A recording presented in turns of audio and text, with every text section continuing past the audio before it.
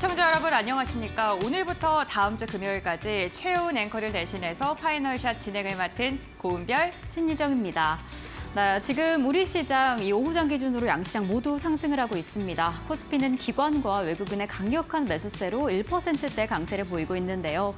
이러한 강세를 강력하게 이끌고 있는 게 바로 반도체와 바이오가 아닐까 싶습니다. 삼성전자의 잠정 실적 발표, 그리고 이러한 반도체 흐름만큼이나 바이오도 너무나 강력한 흐름을 보이고 있어서 이 바이오 관련된 부분은 잠시 후에 자세히 살펴보도록 하겠습니다. 네, 삼성전자가 놀라운 실적을 발표했습니다. 2년 8개월 만에 영업이익 10조를 돌파하는 기염을 토해냈는데요. 과연 우리 시장에서는 지금 환호를 하고 있는데 전문가들은 어떻게 해석을 하고 있을까요? 전화 연결을 통해서 알아보겠습니다. 현대차증권의 이재선 연구위원과 함께 이야기 나눠보겠습니다. 안녕하십니까? 네, 안녕하세요. 네, 삼성전자 어닝 서프라이즈 발표했습니다. 어떻게 보고 계십니까? 네, 삼성전자가 올해 2분기 시장 전망치 2조 원 넘게 컨센서스 웃돈의 10조 원대 영업이익을 올렸고요. 지난 2022년 3분기 이후 7분기만이라고 보시면 될 것 같습니다. AI발 훈풍이라든지요, 내지는 메모리 가격 반등에 힘입어서 이제 깜짝 실적을 기록한 것으로 풀이가 되고 있는 상황이고요. 시장 컨센서스를 상회한 이제 근본적인 원인 중에 하나는 이 삼성전자 그 DS 부분 쪽에서 이 전체 영업이익이 절반 이상을 책임진 것으로 추정이 되고 있는 상황입니다. 지난 1분기 DS 부분이 5분기 만에 흑자 전환한 데 이어서 업황 호조에 힘입은 상승세를 이어갔을 거라는 이제 전망이고요. 향후 이제 그 메모리 반도체와 엔비디아의 그 거래에 있어서의 그 매출의 성장 가능성이 있어서 조금 더 살펴를 봐야겠고요. 또 이제 저희가 환율 쪽에 있어서도 워낙 약세가 여전히 수출주 중심으로 이제 질적이거나 양적인 측면에서 좀 도움을 주고 있는데 계절적 성수기와 맞물려서 또 파운드리 가동률 개선으로 전분기 대비 실적이 향후 개선이 될 수 있을지도 조금 살펴를 봐야 될 거는 같습니다. 네, 말 그대로 삼성전자 깜짝 실적을 공개한 상황, 이런 상황 속에서 이제 신반전자 갈 것이다라는 전망이 계속해서 나오고 있습니다. 연구원님은 신반전자에 대해서 좀 어떻게 보고 계실까요? 네, 연내 반도체가 주도주 역할을 하면서 코스피의 상단을 끌어올릴 거다라는 이제 기본적인 저도 신뢰는 여전히 이제 조금 가지고 있는 상황이고요. 아무래도 이제 그 제한된 그 성장 여력 파이 안에서 향후 수급은 보다 확실한 것에 집중될 가능성이 높고, 반도체 같은 경우는 이익에 있어서 대부분의 영향을 차지를 하기 때문에 사실 수급이 몰릴 수밖에 없다라고 생각을 하고 있습니다. 다만 이제 7월 달 한 달만 놓고 보자면은 차익 실현 구간이 좀 발생하지 않을까라고 생각을 하고 있는데, 저희가 6월 달에 쏠림 현상을 가장 강력하게 주도했던 업종은 여전히 이제 AI와 반도체였고요. 이제 한 달 사이 한 13% 정도 올랐습니다. 워낙 약세에도 불구하고 IT 대형주들의 약진이 관찰되었던 구간인데요. 이게 왜 그랬을까라고 생각을 해보면은 크게 재료는 두 가지였던 것 같습니다. 이제 반도체 업황에 대한 기대감과 또 저희가 엔비디아 같은 경우를 보자면은 기술주의 수급 매기 역할을 했었었고요. 수출도 사실 잘 나왔던 점에 있어서 조금 긍정적인 효과를 나타났다라고 보시면 될 것 같습니다. 다만 이제 엔비디아 쪽에 있어서 보자면은 저희가 그 단기 차익 실현 가능성이 좀 높아지는 구간이고, 5월 달 같은 경우는 수출이 이제 정점을 찍었지만 저희가 5월 달 수출액 최대치를 반영을 해도 6월 달 수출 기울기는 조금 낮아지는 경향이 있어서요. 이 삼성전자, SK 하이닉스 비중이 아무래도 수출 기울기와 유사한 궤적을 시현하다 보니까 비중 자체는 조금 중립 수준에 가까울 수밖에 없다라고 생각을 하고 있습니다. 따라서 이제 7월 달에 좀 단기적으로 쉬어가는 구간이다라고 감안했을 때는 변동성 구간 내에서 이제 이 분할 매수 관점으로 반도체 업황은 좀 긍정적으로 볼 가능성이 있다라고 생각을 하고 있습니다. 네, 알겠습니다. 연구위원님 오늘 말씀 고맙습니다. 감사합니다. 네, 삼성전자 7월에 부담감으로 인한 매물이 출회될 수는 있습니다만 추세적인 상승은 지속될 것이다라는 긍정적인 전망 말씀해 주셨습니다. 어쨌든 영업이익이 어닝 서프라이즈를 기록했던 게 지금 증권가에서는 좋은 이야기로 흘러가고 있는 것으로 보이는데요. 그렇다면 삼성전자의 실적과 앞으로의 방향성 조금 더 자세하게 확인해 보겠습니다. 네, 삼성전자가 7개 분기 만에 10조의 영업이익을 달성하는 데 성공을 했습니다. 영업이익 추정치를 25%가량 웃돈 것은 물론이고요. 지난해와 비교했을 때 15배 이상의 영업이익 상승, 그리고 지난해 한 해 영업이익을 봤을 때에도 그 영업이익을 1년 동안 합친 것보다 2분기 영업이익이 훨씬 더 좋았던 것으로 확인이 되고 있습니다. 사실 오늘 발표된 실적은요, 잠정 실적이기 때문에 부문별 실적은 나오지 않았습니다. 다만 증권가에서 이 부문별 실적에 대한 예상치도 상향 조정을 하고 있는 모습인데요. 지금 시장을 이끌었다, 실적을 이끌었다라고 평가를 받는 DS 부분, 디바이스 솔루션 부분은 4조 5천억 원대를 기록할 것이다라는 전망이 평균치였습니다. 그런데 6조가량으로 상향 조정됐고요. 디스플레이 같은 경우에도 애플 등 주력 고객사의 판매 호조로 7천억 원가량의 영업이익이 전망이 됐었는데 1조로 높아진 것으로 확인이 되고 있습니다. 다만 매출액만 본다면 예상치와 그렇게 크게 차이가 없는데요. 어쨌든 판가 상승에 따른 실적의 개선이기 때문에 매출의 증가가 이어지진 않았다는 게 다소 아쉽다는 평가도 이어지고 있습니다. 다음 장 확인해 보겠습니다. 사실 삼성전자는 그동안 좋은 실적을 발표하면요, 오히려 주가가 하락하는 모습이 나타났습니다. 다만 2년 8개월 만에 10조 돌파라는 이러한 기염을 토해내자 오늘 신고가를 돌파하는 데 성공을 했는데요. 삼성전자가 실적을 발표하고 나서 오전장에 증권가 두 곳에서 리포트를 내놓았습니다. 그 가운데서 저는 메리츠증권의 레거시 저력을 보여준 서프라이즈라는 이 코멘트가 굉장히 인상이 깊었습니다.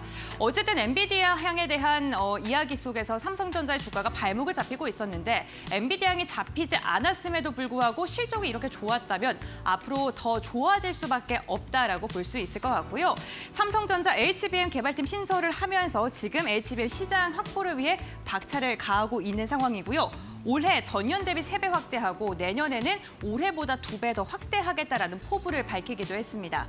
이와 함께 10일에는 갤럭시 언팩 행사가 개최되죠. 모바일 솔루션 부분 같은 경우에는 다소 부족했다, 2분기 안 좋다라는 이야기가 있는데 3분기부터는 성수기에 들어가게 됩니다. 반도체가 드디어 겨울을 끝나고 화려한 여름의 등장을 알리면서 삼성전자가 영업이익 10조를 돌파하는 데 성공했는데요. 과연 10조 돌파와 함께 10만 전자까지 다가설 수 있을까요? 이 부분 기대해 보겠습니다. 다음에 이어서 신유정 앵커와 함께 다음 시그널 확인해 보겠습니다. 네, 이렇게 오늘 시장 안에서 강력한 반도체 힘만큼이나 두드러지는 게 바이오가 아닐까 싶습니다. 오히려 오후장 들어서는 바이오가 더 두드러진다라는 이야기가 나올 정도로 어떠한 이슈가 있는지 좀 자세히 체크할 필요성이 있어 보이는데요. 사실 하반기에 들어서서 좀 다른 흐름이 보여진다라고 한다면 이 바이오의 강세가 아닐까 싶습니다. 오늘 시장 안에서도 곳곳에서 정말 강력한 상승세를 보이고 있는 종목들이 있어서 도대체 어떠한 이슈로 이렇게 바이오가 강력한 흐름을 보이고 있는지 좀 3가지로 이슈를 좀 체크해 보려고 합니다. 그 첫 번째 이슈는 미국 생물보안법입니다. 미국이 중국을 향해서 이 바이오에 대한 규제를 좀 하겠다라고 하면서 생물보안법을 내놓았는데요. 중국 공산당과 연계되는 기업의 제품과 서비스 이용을 금지하겠다라는 정책을 좀 내놓은 겁니다. 그러면서 그렇다면 이 중국이 아닌 비중국 CDMO의 중요성이 강력하게 부각된 상황입니다. 세계 각지에서 중국을 사용하지 않고 그렇다면 어떤 기업을 사용해야 하냐라고 눈을 돌리게 됐을 때 우리 기업이 수혜를 받지 않을까, 반사 수혜를 받는 기업이 되지 않을까라는 기대감이 가득 올라온 상황입니다. 그래서 관련된 기업들이 최근에 좀 부각을 받고 있는데 오늘 시장 안에서도 두드러진 기업이 있습니다. 바로 바이넥스인데요. 오늘 시장 안에서만 17%대 상승세까지 보였습니다. 오늘 국내 대부분의 제약 기업들 그리고 바이오 의약품을 개발하고 생산하는 데 큰 역할을 하고 있다라는 부분이 두드러지면서 오늘 시장 안에서도 강세를 보이고 있고 사실 이 종목뿐만 아니라 어떤 종목들이 또 중국과 대비해서 수혜를 받을 수 있을지 체크해 보시는 게 중요할 것 같습니다.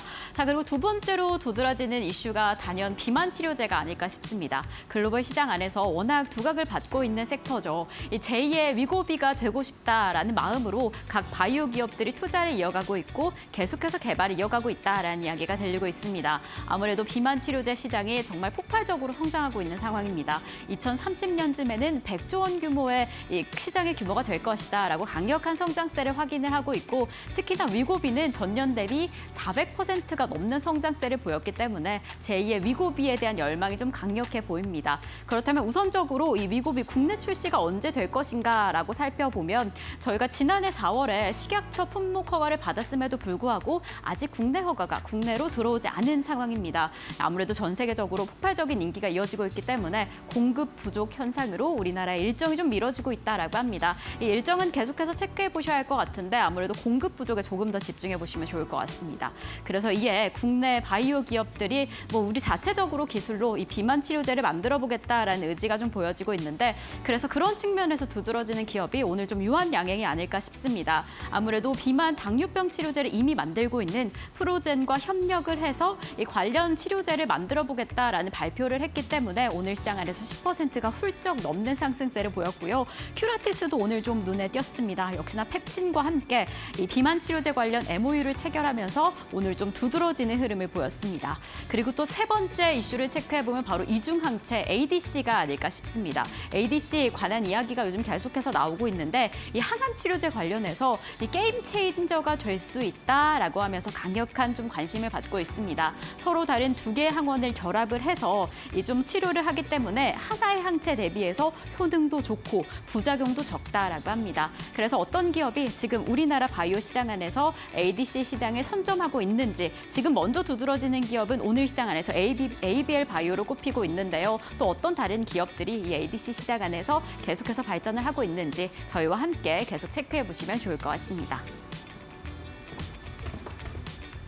네, 오늘도 저희 파이널샷과 함께 현명한 마감 전략 세워보시길 바랍니다. 네, 그럼 오늘의 파이널샷 출발합니다.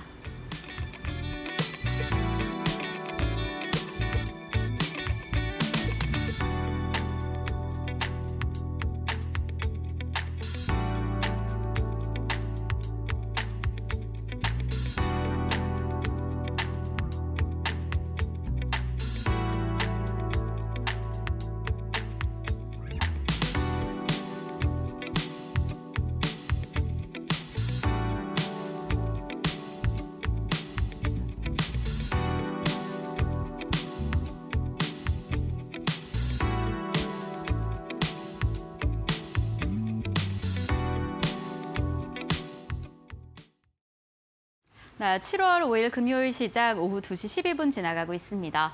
오늘 시장 안에서는 또 어떤 투자 전략 이어가면 좋을지, 어떤 공략주 잡아보면 좋을지 이분 모시고 이야기 나눠보겠습니다. 이데일리온의 송민석 파트너님 모셔보겠습니다. 안녕하세요.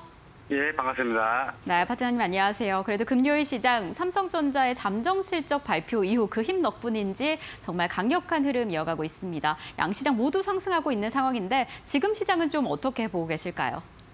예, 아무래도 금일 같은 시장에서는요, 제일 큰 이슈가 되고 있는 게 앞서서 자꾸 이야기가 나오지만 이 삼성전자의 실적 발표입니다. 지금 코스피 같은 경우에도 외국인과 기관이 동반 순매수를 좀 하면서 지금 그동안 같이 못했던 2,850선 좀 돌파가 됐어요. 근데 앞으로의 우선 나온 실적은 실적이고요. 그리고 앞으로의 그런 방향성이 어떻게 결정될 것인가. 가 제일 큰 관건일 것 같습니다. 아무래도 이제 반도체 같은 관련주는요, 엔비디아 향을 빼놓을 수가 없는데, 그 HBM에 대한 특히 이 수요에 대한 그리고 그런 부분들이 함께 좀 이어질지 좀 관심 있게 봐야 됩니다. 아무래도 이제 그 동안에는 SK 하이닉스가 주도적으로 HBM을 좀 공급을 하다 보니까 올해 초부터 사실 반도체 관련주들이 우상향으로 강하게 올라올 때 이 삼성전자는 거기에 대한 랠리에서 조금 가지는 못했어요. 근데 오늘 실적 발표가 잘 나오면서 지금 87,000원 선까지 좀 약간 동반 상승을 했습니다. 우선 그래도 좀 축하를 좀 드리고 싶어요. 아무래도 이제 중장기적인 투자를 목적으로 많이 접근하시는 종목이다 보니까 지금 같은 경우에는 대부분 수익일 것 같고 또 우선 축하를 좀 드리고 싶고 그리고 이제 또 빼놓을 수 없는 부분이 또 LG전자의 실적 발표인데 지금 1조 원이 넘어가면서 지금 한 11만 원대를 조금 상승해서 넘어갔습니다. 앞으로도 이제 LG전자 같은 경우에도 이 냉난방 공조 시스템에 대한 확장적인 그런 부분들이 있고요. 그리고 로봇이나 자동차 충전기 등 이런 전장 사업의 미래 먹거리 사업이 지속적으로 모멘텀으로 보여집니다. 그리고 이제 또 이제 오늘장 빼먹을 수 없는 부분이 이 미국 생물보안법인데 최근 HLB 그룹주들이 이 FDA 승인 추진 흐름 속에서 강한 흐름 속을 보이고 있어요. 금일 같은 경우에도 HLB 파나진이 상한가에 안착을 하면서 그 후발주 관련주들이 HLB 글로벌이나 HLB 제약이나 그 HLB 본주 같은 역할들이 아주 강한 흐름을 계속 보여주고 있습니다. 이러한 흐름들은 아무래도 이 테마적인 흐름으로 강하게 보여지고 있고요. 그 차트상 흐름으로도 악재가 터졌을 때 나온 개파락 부분에서 그 위기 고점까지 잘 찍어서 올려주는 그런 흐름을 나오고 있기 때문에 지속적인 관심이 필요합니다. 그리고 이제 이 생물보안법 관련해서 이제 계속 이슈가 나오고 있는데 그래서 아무래도 관련해서 국내 바이오 섹터들이 아무래도 반사이익에 대한 수혜로 지금 계속 상승세를 이어가고 있습니다. 특히 이 비만 치료제 관련해서는요, 뭐 페트론이나 삼천강 제약이 이런 신고가 흐름을 보여주고 있는데 이 신고가라는 영역은 아무래도 현재 시장에서 매우 강한 흐름을 보여주고 있다 이렇게 볼 수 있겠습니다. 그래서 이제 이번 주 같은 경우에는 이제 반도체나 바이오 이 섹터들이 약간 테마적인 순환매가 계속 지속적으로 이어지고 있기 때문에 이런 부분들은 계속 봐야 될 것 같고요. 특히 이제 반도체 관련해서는 지금 JMB가 좀 강한 흐름을 보여주고 있는데 항상 근데 추격 매수보다는 좀 눌림목 공략으로 좀 보는 게 좋겠어요. 그리고 이제 CXL 관련주들도 엑시콘이나 네오셈 같은 관련주들도 지금 한번 동반 상승을 했다가 좀 쉬어가는 흐름인데 꼭 관심 있게 보시면 좋겠습니다. 그리고 오늘의 그 원포인트 공략으로는요, 한국 BNC입니다. 한국 BNC는 이제 제가 앞서 말씀드렸지만 이 비만 치료제 관련해서 이 물질 이전 계약이 체결이 됐고요. 특히 이제 프로텍과 이제 공동 연구를 하고 있어요. 근데 프로텍 같은 경우에도 이런 비만 치료제 관련해서 사업화를 다하고 있고 이런 체까지도 성공적으로 마무리를 했습니다. 그래서 국내뿐만이 아니고 이제 유럽이나 여러 국가 관련해서 이런 특허도 출원을 했기 때문에 같이 지금 공동 연구를 하고 있는 한국 BNC 같은 경우에도 한 번 더 우상향을 할 수 있습니다. 그래서 지금 현재 차트 흐름도 일단 지금 6,250원 라인인데 6,000원 라인만 무너지지 않는다면 지속적인 관심이 필요하다고 볼 수 있습니다. 네, 삼성전자의 잠정 실적에 이어서 LG전자까지 어찌 보면 이 실적 시즌에 성공적으로 포문이 열렸다라는 생각이 드는데요. 이렇게 반도체 위주의 강세가 확인이 되고 반도체뿐만 아니라 역시나 바이오 관련된 섹터들의 그 강세도 좀 확인을 해주셨습니다. 이 안에서 한국 BNC 공략해보자라는 이야기를 해주셔서요. 해당 종목의 흐름 잘 체크해보시면 좋을 것 같습니다. 자, 그럼 파트너님과 오늘 여기에서 인사드리겠습니다. 오늘 감사드립니다. 예, 감사합니다. 네, 이렇게 지금 오후장의 특징을 좀 살펴봤습니다. 그렇다면 수급적인 특징을 가진 종목들은 어떻게 되는지 고은별 앵커와 함께 확인해 보도록 하겠습니다. 네, 외국인과 기관이 전거래에 이어서 오늘도 강하게 담아내고 있습니다. 외국인 9천억 원 이상 유가증권 시장에서 매수하고 있고요. 기관도 1조 1천억 원가량의 순매수가 포착되고 있는 순간인데요. 우선 오늘 외국인이 선택한 기업들을 보게 된다면요. 삼성전자를 시장에서 가장 많이 매수하고 있는 것으로 확인됐습니다. 역시나 시장 기대치를 훌쩍 뛰어넘는 실적에 힘입어서 외국인의 매수세가 어제 이어서 오늘도 강하게 들어오고 있고요. 이에 힘입어 52주 신고가를 돌파하는 데 성공했습니다. 유한양행 같은 경우에는 시장에서 네 번째로 많이 담고 있습니다. 관계사인 프로젠과 함께 면역 항암 이중항체 개발 소식이 전해지면서 오늘 신고가 돌파에 성공했습니다. 매도 종목을 보게 된다면요. 오늘 해운 관련 기업들 외국인의 매도세가 눈에 띕니다. 해상 운임료가 지속적으로 상승하고 있다는 소식이 전해지고 있지만 외국인은 오늘 시장에서 매도를 선택했습니다. 다음으로는 코스닥 수급 함께 살펴보겠습니다. 코스닥 같은 경우에는 오늘 외국인이 가장 많이 담고 있는 건 판타지오고요. 그 아래로는 바이오 관련 기업 이름을 올리고 있습니다. 바로 리가켄 바이오인데요. 리가켄 바이오 올해 들어서 상승세가 굉장히 무섭습니다. 8만 원 선을 오늘 돌파하는 데 성공했는데요. 기술 이전에 대한 기대감, ADC 플랫폼에 대한 기대감이 외국인의 매수세로 이어지고 있습니다. 매도를 보게 된다면요. 오늘 반도체 소부장 관련 기업들 일부 종목을 중심으로는 차익 매도 물량이 출회되고 있다는 게 특징적입니다. 시노펙스 지금 강하게 던지고 있고요. 윈팩에 대해서도 오늘 세 번째로 많은 매도세가 잡히고 있습니다. 다음으로는 기관의 수급 함께 살펴보겠습니다. 어제에서 오늘도 시장을 이끌고 있는 건 기관의 강력한 매수세입니다. 외국인과 오늘 겹치는 종목이 많은데요. 대표적으로 삼성전자가 있고요. LG 디스플레이를 두 번째로 많이 담고 있습니다. LG 디스플레이는 증권가에서 최근에 긍정적인 점만 참 많이 나오고 있습니다. 영업 적자 폭을 2분기에는 줄어들 것이다라는 그런 코멘트가 달리고 있고요. 기관의 매수도 꾸준하게 들어오고 있으니까요. 살펴보시면 좋을 것 같고요. 삼성전자만큼이나 좋은 실적을 발표한 LG전자 지금 매수세 강력하게 유입되고 있습니다. 반면 DI를 향해서는 외국인과 기관의 쌍끌이 매도세가 나오고 있는 상황입니다. HBM, SK하이닉스와 함께 연동돼서 움직이던 종목이었는데요. 오늘은 차익 매도 물량이 출회되고 있는 상황입니다. 다음으로는 코스닥 수급도 함께 살펴보겠습니다. 네, 코스닥을 보게 된다면 역시나 오늘 오프닝에서 말씀드렸던 것처럼 반도체 그리고 바이오입니다. 기관의 코스닥 순매수 상위권을 보게 된다면요. 바이오 관련 기업 그 가운데서도 ADC 항체에 대한 기대감을 갖고 있는 두 가지 종목이 나란히 이름을 올리고 있고요. 신작 게임에 대한 기대감 속에 넥슨 게임즈가 3위 순매수 3위권에 이름을 올리고 있습니다. 매도를 가장 많이 지금 집계가 되고 있는 종목은 실리콘2인데요. 상반기에 주가가 500%가량 상승을 했죠. 7월 들어서는 좀 지지부진한 움직임이 나오고 있는 화장품 관련 기업이고요. 기관이 오늘 가장 많이 매도하고 있습니다. 이렇게 수급픽까지 확인해봤습니다.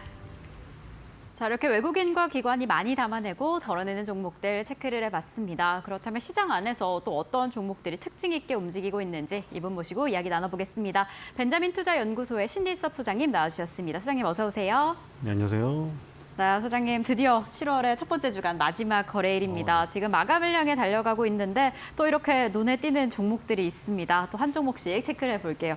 저희 첫 번째로는 삼천당 제약 체크를 해보려고 합니다. 삼천당 제약 오늘 시장 안에서 바이오 관련주 집중해보자라는 이야기는 계속해서 나오고 있는데 이 종목에 좀 주가 상승세가 눈에 띕니다. 52주 신고가 오늘 또 터치를 했고 이런 이야기가 있더라고요. 그 주가 하늘까지 가냐, 천당 가는 게 아니냐라는 이야기가 있어서 얼마나 더 상승하게 될지 많이들 궁금해하고 계시는 것 같아요. 어떻게 보겠을까요? 죽어서 천당하면 안 되는데요. 살아서 천당 가야 되는데. 지금 가야 될 텐데. 네. 지금 그 제약바이오가 처음 제약바이오를 접하신 분이나 네. 그러니까 주식을 하자마자 아니면은 과거에 제약바이오를 손댔다가 뜨거워하고 손대가지고 다시는 제약바이오를 쳐다도 안 보겠다 하고 가는 것만 보시는 제약바이오 가는 것만 보고 손 놓고 계신 분. 다 여러분이 계실 텐데 지금 그 제약바이오의 역사상 그러니까 제가 제약바이오의 첫 역사부터 다 보진 못했잖아요, 저도. 근데 그 전은 따져봐야 뭐 하겠어요. 그 전은 더 열악했겠죠. 당연히 열악했겠죠. 제가 봤을 때부터 지금 현재까지 우리나라 제약바이오 역사상 가장 알맹이가 있는 상태에서 가고 있습니다. 지금까지 제약바이오 우리나라에서 정말로 그냥 증시 테마, 단순 테마로 움직였거든요. 멀리 안 가도 돼요. 코로나 때 지금 뭐 기업들 이름 이제는 거론할 수 있는데 그때 거론했으면 또 기업에서 난리가 났잖아요. 뭐 억측이니 무슨 뭐 음모론이니. 근데 지금 지나고 보니까 어떻습니까? 코로나 백신이고 치료제 만들 능력도 없으면서 블러핑 해가지고 주가만 엄청 올린 다음에 임원진들 다 팔고 나서 지금 모른 채 하고 지금 싹 닦고 있죠. 지금 다 수사 들어갔습니다. 그러니까 지금 그런 시류가 너무나 많았단 말이에요. 실체가 전혀 없고 재무제표에 돈 한 푼도 없으면서 뭐 하겠다고 공시만 남발하면서 그렇죠? 얼마나 심했으면은 그 뭐 상장할 때 테슬라 요건이라고 기술 요건이 조금 되면 상장해주는 경우가 있어요. 그런데도 영업이익이 만약에 4년 초과로 5년째도 적자면은 그거는 상장 폐지 실질 심사 대상에 오릅니다. 근데 개인 투자자들은 그걸 믿는 거죠. 뭐를 믿냐면 전체를 다 믿은 거예요. 그 처음에 테슬라 여건으로 상장해줬으니까 거래소에서 믿을만 하니까 성장성을 보고 상장해줬거니 해가지고 거기에 이제 또 믿음을 주는 막 그 기업들의 어떤 활동들이나 이런 요소들을 보고 더욱더 굳건해지고 신적인 믿음을 갖게 되면서 투자를 계속 지속하고 자금을 더 넣고 그러다가 소리 소문 없이 상장 폐지되는 게 수두룩해요. 어쨌든 그런 지금 길을 걸어간 와중에 지금 예를 들어서 유한양행도 오늘 급등을 하고 있는데 유한양행이나 한미약품이라는 그 우리나라에서는 거대한 대형 제약사가 그나마 정신을 차리고 R&D에 투자를 하면서 거기서 이제 실력은 있는데 돈이 없어가지고 물질 개발을 못한 바이오의 그 회사들 거를 받아들여서 오픈 이노베이션을 통해서 가공 공정 제어를 해서 신약에 준하는 세계적인 신약하고 그 견줄 수 있는 이런 약들을 개발하기도 했었고, 그리고 지금 삼천단 제약도 마찬가지입니다. 삼천단 제약은 우리한테 잘 알려진 일반 의약품은 잘 없어요. 일반 의약품 삼천단 제약과 아는 것은 인공 눈물이 있습니다. 인공 눈물을 만들던 회사고 주로 전문 의약품을 만들기 때문에 의사의 처방전을 갖고 가지 않는 이상 삼천단 제약 제품을 잘 못 만났어요. 그러다가 이 회사가 갑자기 뭐 요즘에 최근에 아일리아 바이오 시밀러 얘기도 있었고, 그다음에 지금 오늘 특히 오늘 그리고 이번 달에 특히 이렇게 그 주가의 견인 원인이 된 것은 지금 일본의 톱5 제약사, 누군지 명시는 안 돼 있죠. 비밀 유지 계약인가 봐요. 세마글루타이드 복제약 독점 판매 텀식 계약. 이거죠. 텀식이 강제성이 100% 있는 계약은 아닌데 이 내용이 세마글루타이드가 바로 그 GLP-1 있죠. 그 물질이 세마글루타이드예요. 노보노디스크나 일라이릴리에서 지금 개발한 그 약의 성분이. 근데 이게 뭐가 중요하냐면 지금 예를 들어 싹센다라는 비만 치료제가 있었고 1회짜리, 그다음에 위고비가 주 1회죠. 그거에 원래 당뇨병 치료제는 오젬픽입니다. 용량만 바꿔서 비만 치료제로 바꾼 게 위고비고요. 그리고 이제 일라일리에서 내놓은 거는 젯바운드예요. 젯바운드라는 게 있는데 그것이 전부 다 경구용이 아니라 주사제형이라는 것이죠. 근데 여기서 지금 맺은 계약은 경구용 GLP 요 복제약인 거예요. 근데 얘는 바이오약이 아니기 때문에 복제약인데 복제약에서 요 경구용으로 바꾸면 신약으로 인정을 받아서 계량 신약이 돼요. 그러니까 오리지널이 화학 제품이면은 예를 들어 비아그라처럼 화학 약품이면은 복제약이 바이오 시밀러가 아니고 제네릭이에요. 그리고 제네릭에서 더 나아가면 계량 신약인 거고, 그리고 오리지널이 바이오면 그걸 복제한 게 바이오 시밀러고, 거기서 더 나아가면 바이오 베터가 되는 거예요. 그러니까 지금 이거는 복제약인데 제형을 변경한 거잖아요. 경구용으로. 그럼 신약으로 인정을 받을 수가 있어요. 바이오신에서도 보셨죠. 셀트리온이 제형을 SC 제형으로 렘시마를 SC로 바꾸자. 얀센의 레미케이드라는 오리지널 물질이 바이오인데 그걸 베끼면 바이오 시밀러입니다. 근데 그거는 정백 주사 제형이기 때문에 그걸 피하 주사 제형으로 바꾸니까 렘시마 SC가 FDA에서 신약으로 인정을 받았죠. 그게 바이오 베터예요. 근데 이거는 지금 오리지널이 화학 제품이기 때문에 제네릭 계량 신약으로 나갑니다. 그러니까 이 물질 특허가 끝나는 시점에서 계량 신약을 개발해서 일본의 탑5 제약사랑 이 둘이 해가지고 여기서 발생되는 이익의 50%를 삼천단 제약에게 지급하겠다는 내용이 그 텀식 계약 내용이.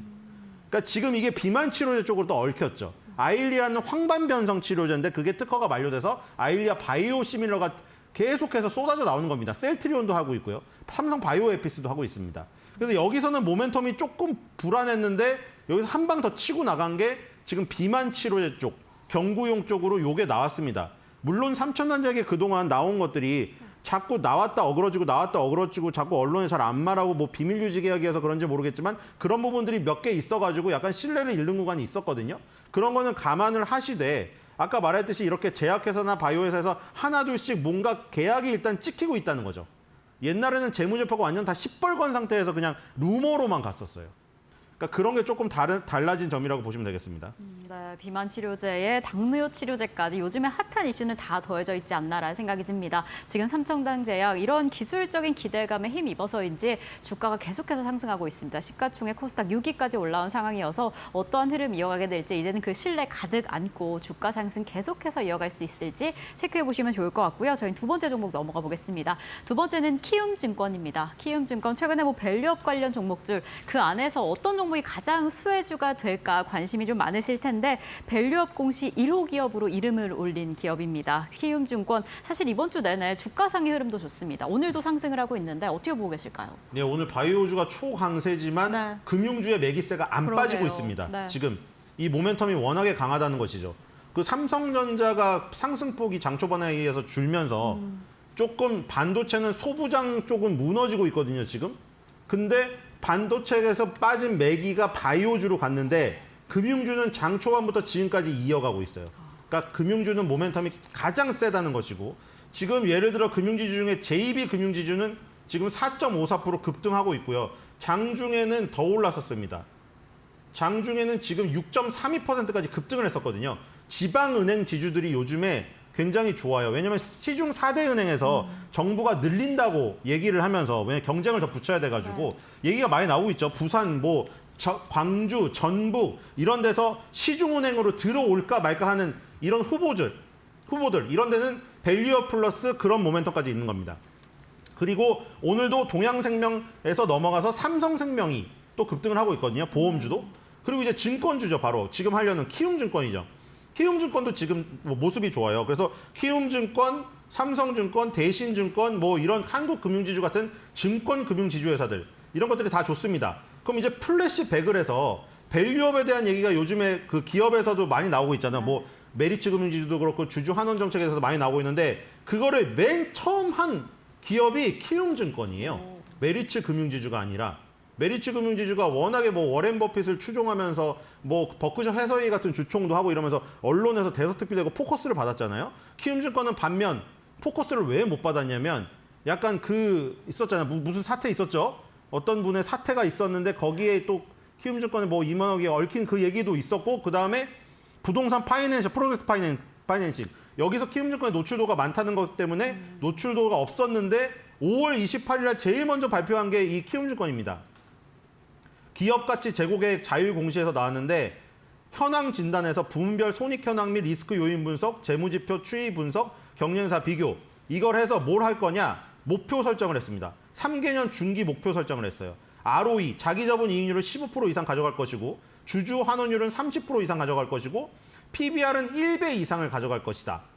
이렇게 계획을 3개년간 하고 투자자 소통을 강화하고 해외 투자자 비중을 확대한다. 해서 5월 18일 날 자율공시를 맨 먼저 낸 게 키움증권이에요. 그래서 이 밸류업을 스스로 정부의 정책 말고 기업이 나서서 하는 거. 그래서 제일 먼저 한 게 키움증권이었다. 그리고 PBR이 1배 이상 저게 중요하겠죠. 그때 제가 말씀드린 게 여기서 나오는 거죠. PBR이 높은 게 고평가가 아니라는 게 여기서도 나오잖아요. PBR 1배 이상을 가겠다잖아요. 이게 고평가라면 왜 PBR 1배 이상을 목표로 설정했겠어요? 그렇죠? 네. 인기가 그동안 없었다는 것을 자기네도 아는 거예요. 그래서 인기를 얻을 수 있는 요소들을 이렇게 심어주면은 자연스럽게 PBR이 올라가겠구나 이렇게 판단하는 거죠. 주당 순자산이잖아요. PBR이 주당 순자산이니까 주당 순자산 BPS 곱하기 PBR을 하면 주가가 나오잖아요. 그럼 PBR이 올라간다는 얘기는 주당 순자산에 비해서 주가 상승폭이 더 크다는 얘기예요. 그러니까 주가 상승폭이 더 큰 요소를 갖고 와서 PBR을 1 이상 가져가겠다. 이런 목표를 세운 겁니다. 그러니까 정부의 밸류업이 강제성이 없다고 뉴스에 많이 나왔잖아요. 강제성이 없는 만큼 기업의 자발성이 더 커야 지금 이게 손뼉이 더 짝짝 소리가 잘 난다고요. 네. 기업의 밸류업이 강제성이 크면 정부의 밸류업이 강제성이 크면 기업의 자율적으로 내놓은 이게 조금 적어도 되는데 정부의 강제성이 지금 적기 때문에 기업이 자율적으로 내놓은 이 대책이 굉장히 좀 더 강력해야 됩니다. 키움증권이 처음에 강력하게 스타트를 끊었기 때문에 이 주식시장에서도 증권주가 움직인다면 키움증권이 탑픽으로 움직일 가능성이 크다. 이렇게 보시면 될 것 같습니다. 네, 오늘 시장 안에서 바이오 반도체만 좀 집중을 하고 있었는데 금융주가 이렇게 묵묵하게 힘을 계속해서 내주고 있습니다. 그 안에서 밸류업 관련 이슈로도 그리고 주주 환원 이슈로도 좀 큰 폭의 상승폭을 이어가고 있는 종목 키움증권 계속 집중해 보시면 좋을 것 같고요. 저희는 다음 종목 넘어가 보겠습니다. 오늘 이렇게 섹터 여러 개 참 곳곳이 잘 잡아주셨습니다. 오늘은 MLCC 관련주 삼성전기 살펴보려고 하는데 사실 최근 3거래일간 계속해서 상승하고 있습니다. 오늘도 상승을 하네요. 어떻게 보시나요? 지금 이재용 회장이 네. 삼성전기 수원사업장을 방문해서 아주 자세히 살펴보는 게 뉴스에 나왔고 직원들한테 꼭 성공해라고 덕담을 하고 갔습니다. 그래서 그런 것도 있어요. 이재용 회장이 찍어서 갔다는 거.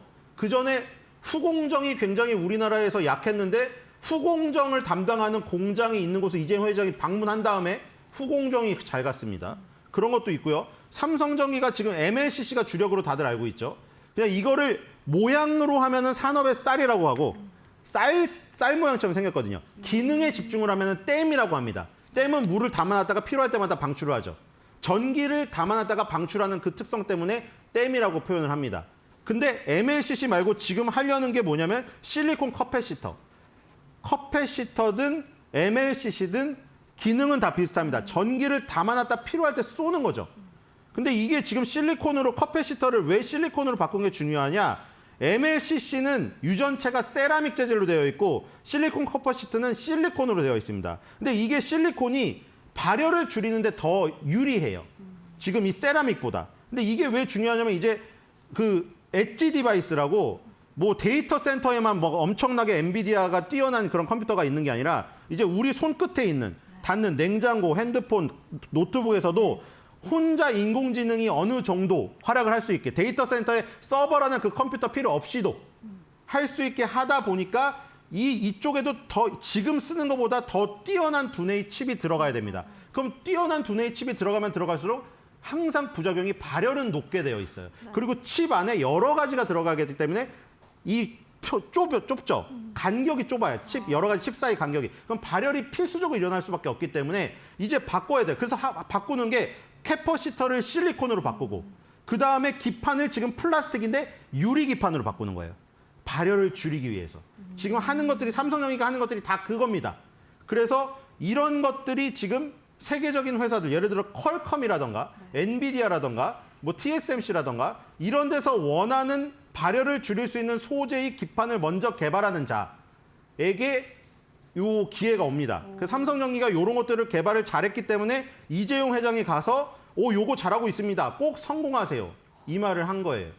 그런 코멘트가 큰 힘이 되었고 오늘도 삼성전자보다 급등하고 있고 삼성전자가 만약 9만 원을 돌파한다면 삼성전기도 똑같은 매물대 그 라인이라고 할 수 있는 20만 원대를 근접할 수 있는 흐름이 나올 가능성이 크다. 이렇게 보시면 될 것 같습니다. 네, 지금 계속해서 발전하는 AI 반도체 시대 안에서 이렇게 발열, 전력을 잡을 수 있는 삼성전기가 필수적이지 않을까라는 생각이 듭니다. 저희 빠르게 하나 더 가보도록 하겠습니다. 네. 화장품 관련주 잡아주셨는데 아이패밀리 SC는 어떻게 보고 계실까요? 자, 이제 오늘은 화장품주는 좀 쉬고 있죠. 네, 실리콘 툴을 비롯해서 아이패밀리 SC, VT 네. 뭐 다 쉬고 있습니다. 그 뒤에 저기 코스메카 코리아, CNC 인터내셔널까지. 자, 일단 올리브영이 7월, 8월, 11월 이렇게 큰 행사들이 있어요. 올영 세일이니 뭐 얼마의 세일이해서 여자분들 아니면 청소년 여고생들, 여중생들 엄청 많이 갑니다. 거기에 1, 2, 3에 가서 1, 2, 3순위 해가지고 뽑아요. 근데 항상 요즘에 3순위 안에 드는 거 특히 립 제품하고 아이 제품에서 꼭 드는 애가 로맨이에요. 아이패밀리 SC가 바로 만든 거죠. 맞아. 김태욱 씨가. 이게 로맨이 처음에 립 메이크업으로 뜨고 아이 메이크업 요 두 개를 잡았어요. 눈하고 이 입술을 잡아서 올리브영에 가보면은 거기서 항상 청소년들이 그걸 바르고 있습니다. 그리고 이 로맨을 보면은 산리오랑 콜라보를 한 적은 있는데 맞아요. 연예인은 떠오르지 않아요. 그러네요. 왜냐하면 비싼 모델을 단 한 번도 지금까지 쓴 적이 없습니다. 아무리 산리오의 쿠로미니 마이멜로디 저도 좋아하지만 모델료가 비싸다고 해도 예를 들어서 지금 뭐 그 안유진 씨나 이런 거 쓰는 것보다는 훨씬 더 쌉니다. 그러니까 중소형 화장품 회사로서 브랜드 인지도를 높이고 성장 가도를 달려오는 가운데 비싼 모델을 안 쓰고 넘어왔다는 거. 이게 굉장히 마진폭이 크다. 그리고 조정을 지금 받고 있지만 지금 또 바이오로 쏠린 매기가 어디로 갈까? 오늘 로봇에 쏠린 매기가 어디로 갈까? 이러다가 화장품주가 이격 조정을 마치고 나면은 또 욜로 쏠릴 지금 이게 있죠. 그러니까 특징적으로 올라가지 않은 것도 주목을 해야 되는 겁니다. 그동안 잘 가다가 조정을 받고 있어서 오늘 특징주에 잡히지 않지만 네. 쉬고 있는 거를 노리는 게 다음 주 그리고 다음 날 네. 올라가는 거를 미리 선점한다는 거에서 효과가 있습니다. 네, 저도 그 산리오 콜라보레이션을 구매한 적이 있는데 이렇게 비용 측면에서도 적게 하면서 매출 성장을 좀 크게 이끌어 나가고 있는 종목입니다. 이렇게 쉬어가고 있을 때 그 다음의 성장폭을 기대해보자라고 이야기를 해주셔서 오늘 시장 안에서 화장품 관련주 아이패밀리 SC 집중해 보시면 좋을 것 같습니다. 자, 그럼 저희는 소장님과 오늘 여기에서 인사드리겠습니다. 오늘도 진심으로 감사드립니다.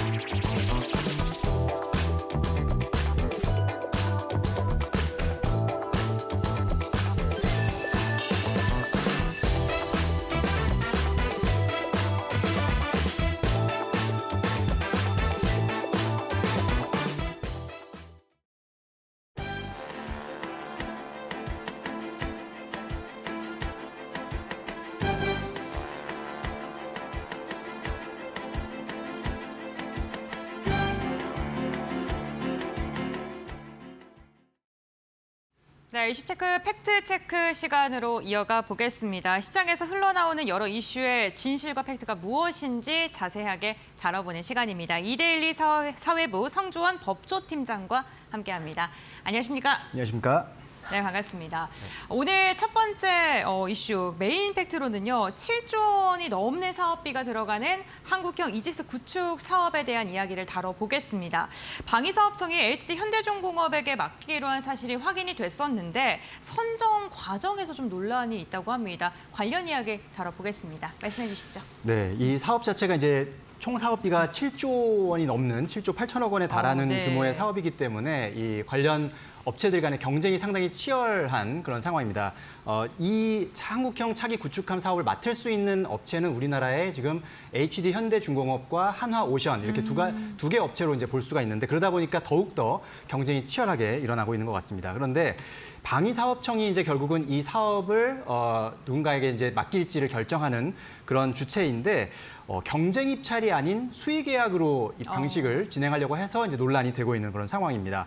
이번 달 안에 방위사업추진위원회 회의가 열려질 것으로 예정이 알려진 가운데 이 회의에서 이 KDDX 상세 설계 및 선도함 건조를 맡을 회사를 수의 계약으로 결정할 것이라는 것이 알려졌기 때문입니다. 이 KDDX와 관련해서는 현재 HD 현대중공업의 그 입찰 과정 비리 의혹에 대한 수사가 진행 중인 상황입니다. 예전에 제가 이 코너에 나와서 이 관련된 논란에 대해서 좀 설명을 드린 바가 있는데 이렇게 수사가 진행 중인 과정인데도 방사청이 조금 급하게 이렇게 입찰 업체를 정하려는 이유는 이 일정을 맞춰야 되는 그런 또 방사청만의 또 사정이 있는 상황이긴 합니다. 문제는 법적으로는 경쟁 입찰을 하는 것이, 경쟁 계약을 진행하는 것이 원칙이라는 점인데요. 국가계약법 그리고 방위사업법 시행령이 바로 거기에 이 경쟁 입찰로 진행해야 된다는 근거가 나와 있습니다. 다만 특별한 사유에 해당할 때는 위원회 심의를 거쳐서 예외적으로 수의 계약이 가능한 그런 상황인데 그러니까 이번 상황을 원칙대로가 아닌 예외적으로 적용을 해서 수의 계약을 진행하겠다라는 그런 방침이 나오고 있는 것이고 그런데 이게 자칫해서는 이제 두 개 업체가 경쟁하는 상황이다 보니까 이게 혹시 특정 업체에 대한 특혜 시비 논란이 불거질 수 있는 그런 지적이 나오고 있고요. 또한 전력화 일정을 준수해야 한다는 그 이유가 바로 예외를 적용할 수 있는 사안이 맞느냐 이런 부분에 대해서 또 논란이 있을 수 있는 상황입니다. 일단 업계에서는 방사청이 HD 현대중공업 쪽에 이 계약을 밀어주려는 것이다라는 이제 지적이 나오면서 논란이 되고 있는 것입니다. 네, 지금 이야기를 해주시면서 HD 현대중공업이 입찰 과정에서의 비리 의혹에 대한 수사가 진행 중이다라고 언급을 해주셨는데 어떠한 수사가 진행 중인 건지 조금 더 자세하게 들어볼까요?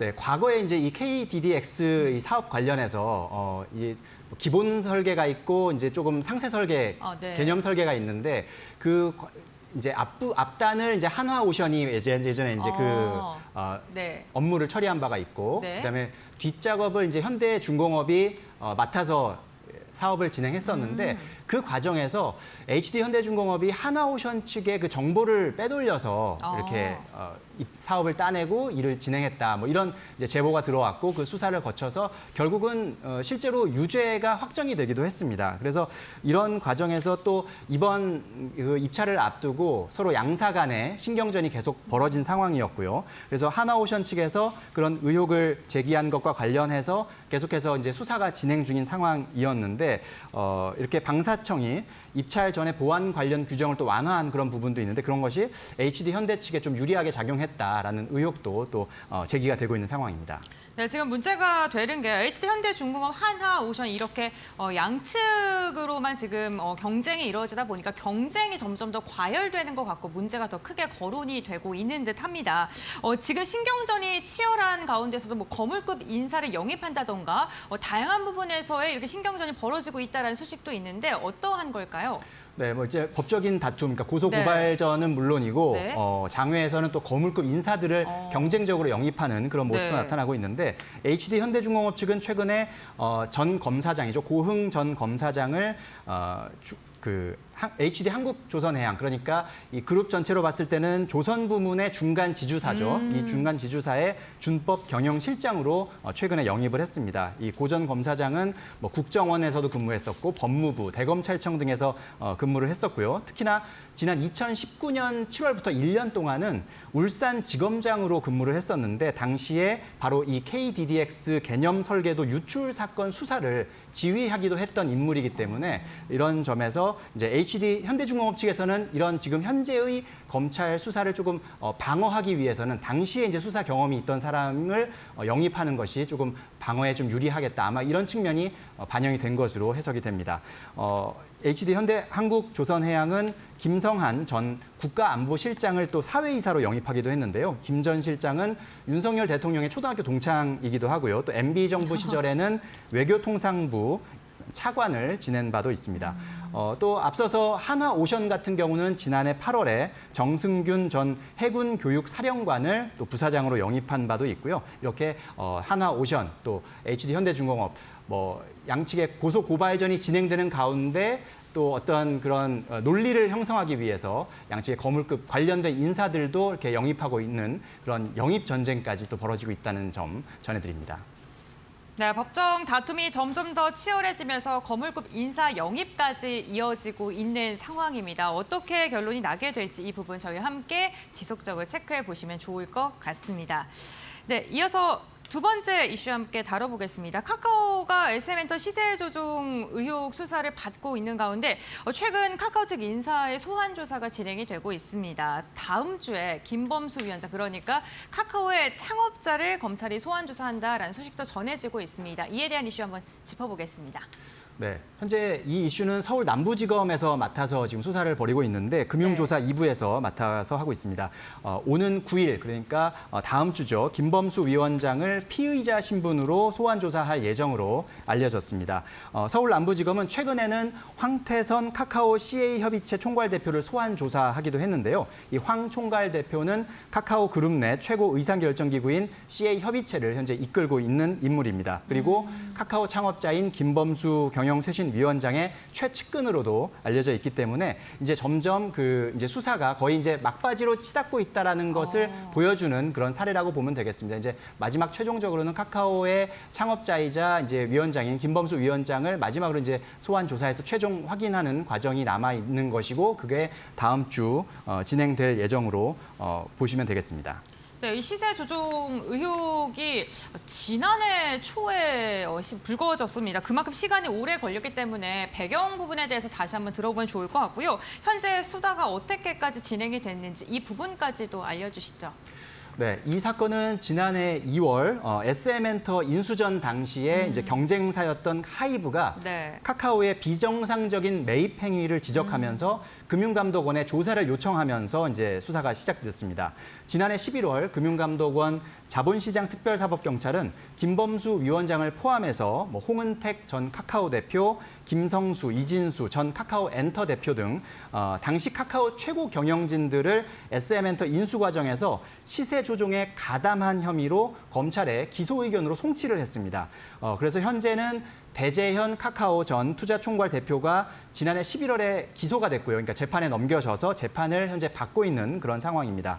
검찰은 카카오가 이 김범수 위원장의 승인 아래 조직적으로 시세 조종 행위를 했다고 의심하고 있는 그런 상황인데 일단은 현재 재판을 받고 있는 배 전 대표 측은 혐의를 모두 부인하고 있는 상황입니다. 네, 그렇군요. 지금 혐의를 부인하고 있습니다만 수사가 거의 막바지에 다다랐다라는 그러한 관측이 지금 지속적으로 나오고 있는데 그렇다면 앞으로 수사의 방향은 또 어떻게 진행될 것으로 전망하십니까? 네, 이제 다음 주에 김범수 위원장에 대한 소환 조사가 이루어지고 나면 이제 검찰은 그 결과를 다 이제 종합을 해서 아마 김범수 위원장을 포함해서 카카오 경영진에 대한 신병 처리 방침을 결정할 것으로 예를 들어서 재판에 넘긴다든지 구속 영장을 청구한다든지 그런 어떤 결정들을 이제 내리게 될 겁니다. 일각에서는 김 위원장에 대한 소환 조사가 이루어지더라도 무혐의를 내리는 명분용으로 불러들이는 것일 거다라는 또 관측도 나오고 있습니다. 어찌됐든 최소한 한 번의 소환 조사가 있어야 뭐 무혐의를 내리더라도 뒷말이 없기 때문에 검찰 입장에서는 일단 최종 확인 차원에서 김범수 위원장을 소환하는 것이다. 이렇게 이제 보는 시각도 있고요. 또 검찰 조직 측면에서 보자면 이원석 검찰총장의 임기가 오는 9월로 종료가 됩니다. 그렇게 되면 검찰총장이 바뀌게 되면 또 검사장이나 또 주요 수사팀이나 다 이렇게 또 대규모 인사를 통해서 인물이 바뀌는 그런 과정이기 때문에 그렇다면 검찰로서는 중요한 사건들은 그 전에 인사 그 교체가 되기 전에 결론을 내리는 것이 또 하나의 큰 숙제거든요. 검사로서의 자존심이기도 하고요. 그렇기 때문에 아마도 이원석 검찰총장 임기가 만료되기 전에 아마도 검찰이 이 관련해서 카카오의 이 SM엔터 시세조정 혐의 관련해서도 결론을 내릴 것으로 예상이 되는 그런 상황입니다. 네, 그렇군요. 어쨌든 9월에 검찰총장의 임기가 종료되기 직전까지 카카오 수사는 마무리 국면에 접어들 것이다. 이렇게 생각을 해보면 좋을 것 같습니다. 다음 이슈 이야기 나눠보겠습니다. 파도에 대한 이야기인데요.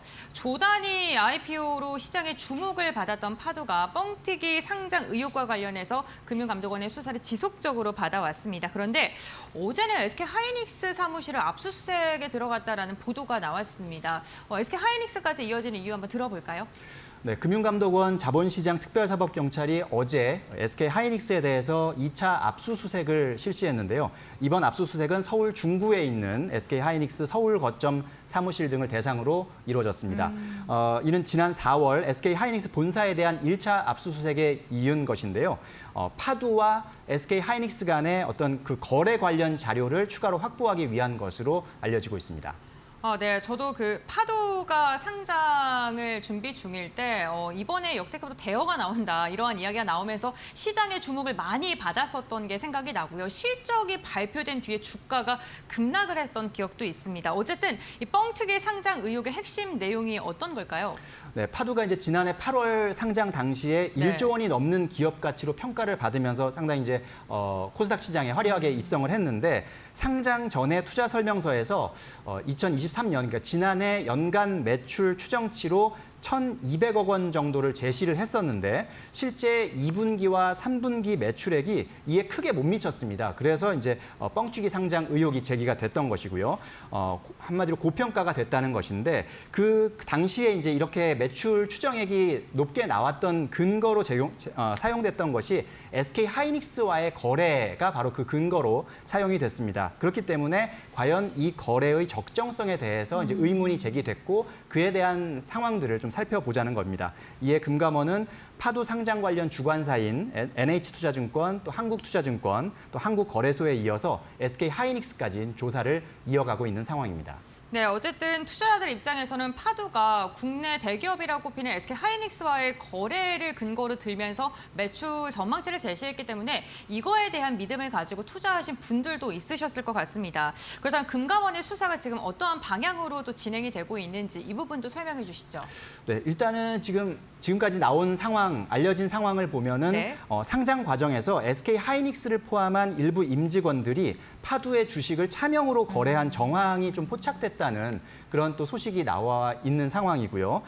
또한 SK하이닉스 내부에서 파두와의 거래에 대한 부정적인 그런 실무진 의견이 분명히 있었는데 그랬음에도 불구하고 이를 묵살하고 진행했다. 뭐 그런 의혹도 있어서 관련해서 같이 함께 조사가 이루어지는 상황입니다. 금융감독원은 이번에 이제 어제 2차 압수수색을 진행했으니까 그 자료를 분석한 뒤에 SK하이닉스와 파두의 거래를 주도한 인사들에 대해서 아마 또 추가로 이어져서 소환 조사가 이뤄질 것으로 예상됩니다.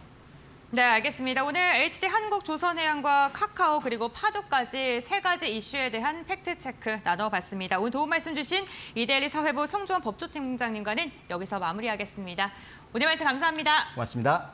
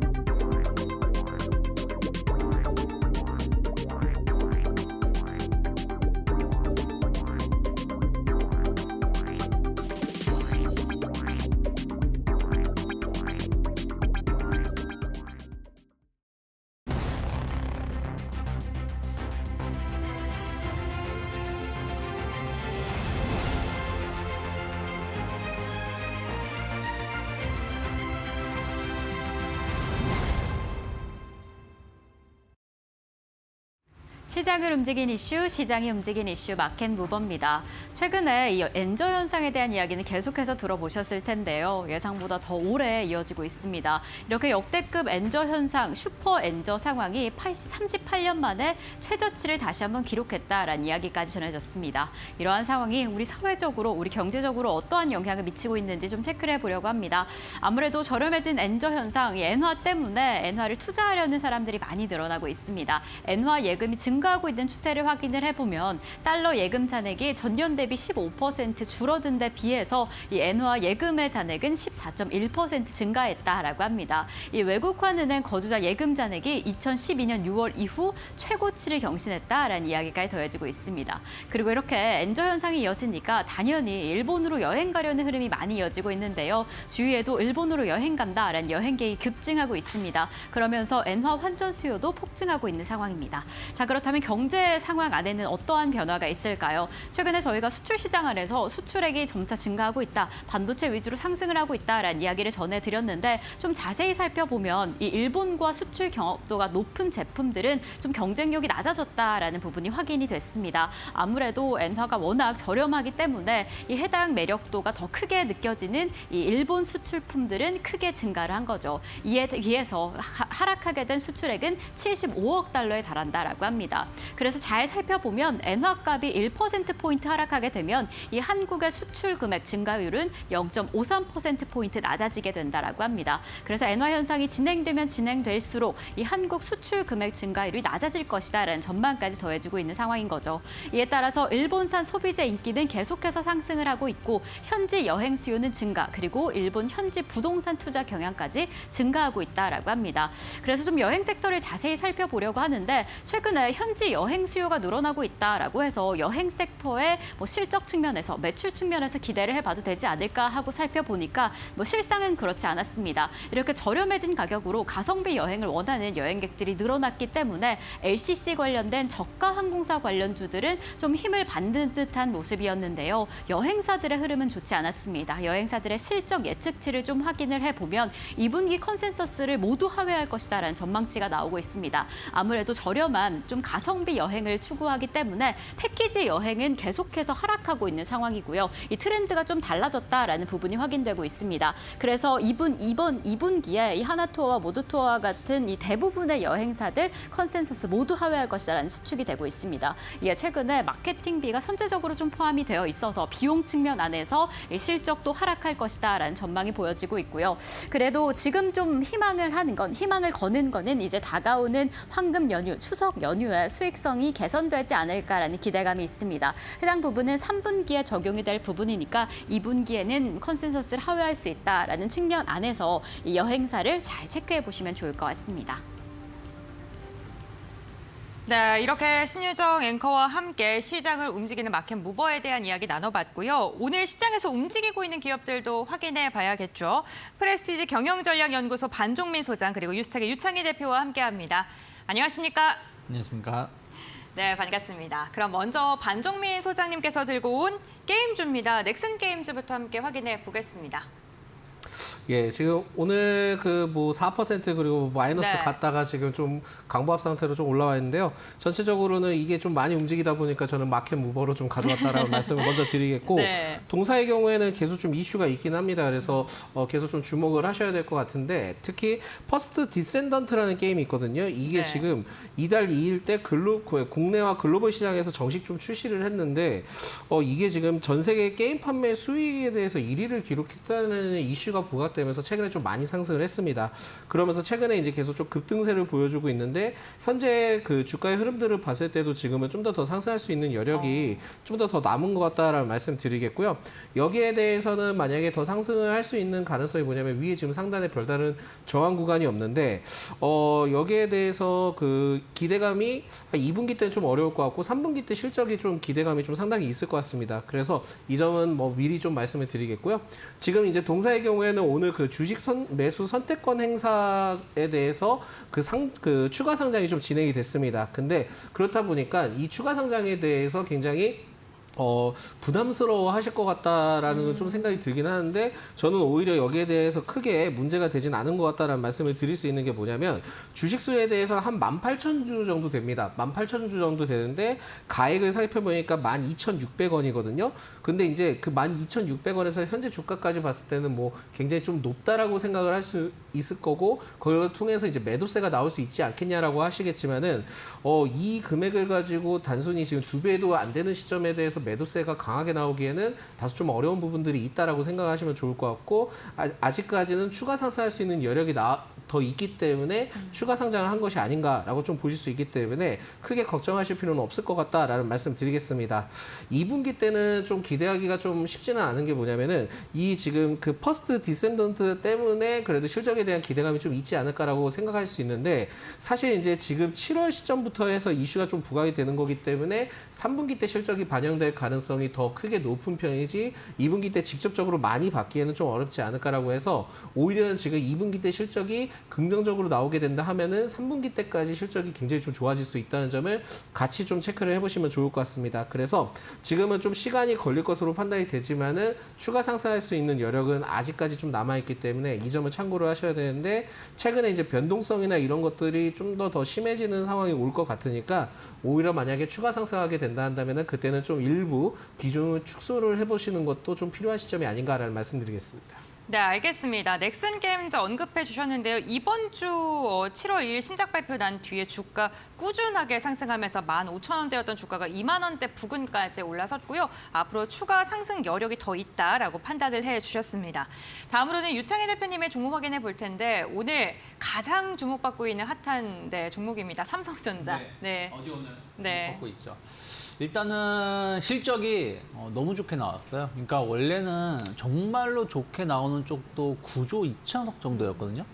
근데 10조 4천억, 그러니까 예상치를 25% 뛰어넘은 거죠. 그러니까 마이크론 테크놀로지도 예상치가 26% 뛰어넘었는데 사실은 삼성전자하고 하이닉스가 그 이후에 실적 추진치가 좀 더 높아졌습니다. 왜 그러냐면 마이크론 테크놀로지가 이 정도 나온다라면 삼성하고 하이닉스는 비슷한 퍼센트지로 높여야 되겠다라고 했는데 그 이상으로 나온 거죠. 그래서 삼성전자도 이번에 25% 이상의 실적 증가가 나왔고 중요한 건 이게 시작이라는 거죠. 그러니까 지금 예를 들어서 예전 같으면 뭐 10조 실적 나오면 이거 피크 아닌가라는 우려감들이 있었다라면 지금은 이제 시작이다. 그러니까 D램이든 낸드든 가격이 계속 쇼티지 현상이 발생하기 때문에 오르고 있기 때문에 뭐 3분기, 4분기 갈수록 더 좋아질 수 있다라는 분위기가 그전과는 다르다 보시면 되겠고요. 또 HBM이죠. 어저께 뭐 루머, 해프닝으로 좀 나왔지만 결국에는 삼성전자가 지금 빠르면 7월 중에 퀄테스트 통과 가능성이 상당히 높지 않을까라는 전망이 나오는 겁니다. 그러니까 이게 달라진 점은 뭐냐면 지난달 6월 마지막까지 하더라도 안 좋은 뉴스만 나왔어요. 그러니까 파운더리 쪽에 문제가 있어서 웨이퍼를 다 드러냈다, 퀄테스트 통과 못했다 이런 쪽의 얘기만 나왔던 것들이 지금은 이게 그러니까 같은 루머라고 하더라도 통과를 했다, 또 어쩌다더라, 가능성이 높다더라 이런 식으로 나온다는 것 자체는 곧 통과 가능성이 있지 않을까 판단을 좀 하고 있고요. 그러면 이제 이러한 것이 내년에 본격적으로 실적에 반영될 수 있다는 부분들은 투자 심리가 더 좋아질 수 있다 생각 좀 하고 있어요. 그래서 오늘 신고가를 내면서 주가가 87,000원까지 올라왔지만 저는 이제 시작을 생각하고 있습니다. 왜 그러냐면 사실은 삼성전자 YTD 수익률을 따지면 이제 연간 수익률로 한 10% 정도 올라오는 정도 수준이다 보시면 될 것 같아요. 그리고 어저께 외국인하고 기관이 1조 2천억이 넘는 매수세가 들어왔고 현재도 일단 외국인 기관 1조 원 넘는 1조 원 정도 수준의 매수가 들어오고 있기 때문에 장 막판까지 더 들어온다라면 충분히 이틀 동안 2조가 넘는다? 그러면은 다음 주에도 충분히 더 올라갈 수 있지 않을까 판단하고 있습니다. 네, 알겠습니다. 지금 어닝 서프라이즈를 발표한 삼성전자 지금 장 막판에 가서도 기세가 꺾이지 않고 오히려 주가는 더 오르고 있는 상황입니다. 앞으로의 방향성에 대해서도 긍정적으로 지금 답을 해주셨고요. 반정민 소장님의 종목입니다. 시노펙스. 이 종목 같은 경우 오늘 강한 하락을 나오고 있는데 지금 들고 오신 이유 궁금합니다. 예, 뭐 모멘텀이 좀 복합적으로 있긴 합니다만 오늘의 이슈가 이제 뭐 명확하게 나와 있지는 않기 때문에 네. 저는 좀 단순한 차익 실현을 시간은 좀 나온 것으로 좀 판단이 되고 있다 보니까 이 점을 좀 먼저 말씀드리겠습니다. 특히 이제 동사의 경우에는 FPCB, 그러니까 연성 그 인쇄 회로기판이라고 하는데 여기에 대해서 사업을 좀 진행을 하고 있고 필터 사업을 좀 주요 사업으로 좀 영위를 하고 있는데요. 특히 이제 동사의 경우에는 최근에 좀 이슈가 된 게 뭐냐면은 14년 만에 우리나라에서 이제 개최를 하는 APCN이라고 합니다. 이게 아시아 태평양 국제 신장 학회라고 하는데 여기 학술 대회에서 국내 기업 최초로 혈액 투석과 관련된 핵심 제품에 대해서 좀 어느 정도 공개를 했던 내용이 있거든요. 근데 이게 어떤 의미냐면은 전량 수입에 의존하고 있는 게 이제 우리나라인데 여기에 대해서 지금 이 기업이 혈액 투석 제품에 대해서 이제 소개를 했던 내용들이 있다 보니까 이게 국산화적인 부분들까지 같이 좀 포괄적으로 보여지게 된다 한다면은 그래도 앞으로 좀 기대를 해볼 수 있지 않을까라는 말씀 드릴 수 있을 것 같고요. 특히 이제 그 인공신장기용 그 혈액 여과기라고 있는데 이게 지금 지난 3월 때 식약처로부터 인증을 받고 정식 판매가 좀 가능한 상황이라고 합니다. 근데 이게 지금 만약에 이제 본격적으로 좀 진행을 하게 된다 한다면은 계속 좀 수입에 의존을 했던 부분에 대해서 일부 좀 완화를 할 수 있다 보니까 포커스가 좀 상당히 맞춰질 수 있다라고 좀 생각이 들고 있고 심지어 그 글로벌 혈액 투석 관련된 시장에 대해서도 연간 한 120조 원인 규모로 좀 예상이 되고 있기 때문에 물론 이게 지금 수출이 되지 안 될지까지는 모르겠지만은 그렇다 하더라도 일단 스타트를 좀 끊었다라고 좀 보시면 좋을 것 같습니다. 그리고 지금 동사의 경우에는 필터 제품에 대해서 밸리데이션이라고 하는데 이게 지금 음식료와 그 바이오, 제약 등의 공정에 사용하는 필터의 안정성을 보존하기 위해서 좀 진행하는 그 검증하는 그 과정을 좀 보여지는데 여기에 대해서 이제 동사가 국내 필터 제조업체 최초로 밸리데이션에 대해서 이제 시스템을 좀 구축을 했던 이력이 있습니다. 그렇다 보니까는 지금은 이러한 분야를 통해서도 좀 다변화를 시킬 수 있는 것도 있기는 하지만은 결국은 그 혈액 투석 관련된 제품까지 좀 포괄적으로 봤을 때는 그래도 좀 더 기대를 해볼 수 있는 시점이 아닌가라는 말씀을 드릴 수 있을 것 같고요. 지금 오늘 떨어진 이슈에 대해서는 제가 아까도 말씀드렸지만은 별다른 내용이 없이 하락을 한 거기 때문에 여기에 대해서는 좀 더 내용을 체크를 해봐야 되겠지만 일시적인 하락이다 한다면은 일부 좀 어느 정도 만회가 됐을 때는 다시 좀 재차 올라갈 수 있다는 점도 체크를 하셔야 될 것 같고 지금 오늘까지 흐름들을 봤을 때 외국인의 순매수세가 계속 좀 유입이 되고 있다는 점을 봤을 때 여기에서 좀 일부 하락폭을 막고 좀 어느 정도 일부 기간이 지나가게 된다 한다면은 오히려는 적은 비중으로는 좀 매수 관점으로도 될 수 있겠다라는 말씀드리겠습니다. 네, 알겠습니다. 시노팩스 같은 경우에는 악재가 뚜렷하게 있지 않은 가운데 조정을 받는 거기 때문에 만약에 저점을 다지고 다시 상승하게 된다면 비중의 확대에 대해서도 좀 고려해 볼 만하다라고 이야기해 봤습니다. 오늘 시장을 움직이게 만드는 종목들 한번 이야기 나눠봤고 그럼 오늘 시장을 움직이게 만드는 이슈는 어떤 게 있을까요? 신유정 앵커가 전해드립니다. 네, 점점 발전하는 이 AI 반도체, 이 AI 시대를 맞이해서 가장 또 해결해야 하는 과제 중에 하나가 발열을 잡는 게 아닐까 싶습니다. 열을 잡고 전력 소비를 크게 줄일 수 있는 그런 핵심 부품 중에 하나가 MLCC로 꼽히고 있는데요. 이 기능적으로는 댐의 역할을 한다라고 살펴보시면 될 것 같습니다. 반도체의 전기를 일정하게 공급하고 저장하는 그러한 부품인데요. 최근에 해당 AI 반도체 관련 이슈로 인해서 꾸준한 성장세를 보이고 있습니다. 이렇게 점점 활용되는 부분이 늘어나고 있는데요. 우리 모니터라던가 휴대폰 그리고 랩탑에까지 들어가기 때문에 점차 더 많이 사용될 예정이다라고 합니다. 그리고 이 휴대폰 섹터 관련해서 새로운 통신 표준이 도입되게 되면 4G에서 5G 시대로 넘어가게 되면 또 그 한 번 사용처가 늘어날 것이다라는 전망이 보여지고 있습니다. 자, 이러한 상황 안에서 통신 관련해서 다소 탄탄한 소비가 보이고 있습니다. 중국 그리고 미국, 유럽 시장 안에서 스마트폰 판매량이 계속해서 늘어나고 있는 상황인데요. 어떤 상황인지 살펴보도록 하겠습니다. 자, 중국 시장 안에서 소비가 계속해서 늘어나고 있습니다. 그리고 미국의 IT 소매 판매, 유럽 시장 안에서도 스마트폰 판매량이 개선되고 있는 상황이어서 이러한 측면 안에서 MLCC가 많이 활용이 될 것이다라는 전망이 보여집니다. 이렇게 AI 스마트폰에도 MLCC가 들어가게 된다라고 한다면 이제 다가올 스마트폰, AI 스마트폰 시장 안에서도 좀 기대해 보시면 좋을 것 같은데요. 이 AI 스마트폰에는 기존보다 더 많은 양의 MLCC가 들어간다라고 합니다. 어느 정도량이 더 들어가게 될까요? 확인해 보도록 하겠습니다. 자, 기존의 제품과 비교를 해봤을 때 최소 10% 이상의 MLCC, 고용량 고부가의 MLCC가 필요하게 된다라고 합니다. 그리고 PC에서도 30에서 40%, AI 서버 관련 경우에는 기존의 서버에 비해서 2~3배가량 더 필요하게 된다라고 합니다. 이렇게 AI 스마트폰 시장 안에서도 기대가 되는데 더 주목하셔야 될 부분은 바로 전장용 MLCC가 아닐까 싶습니다.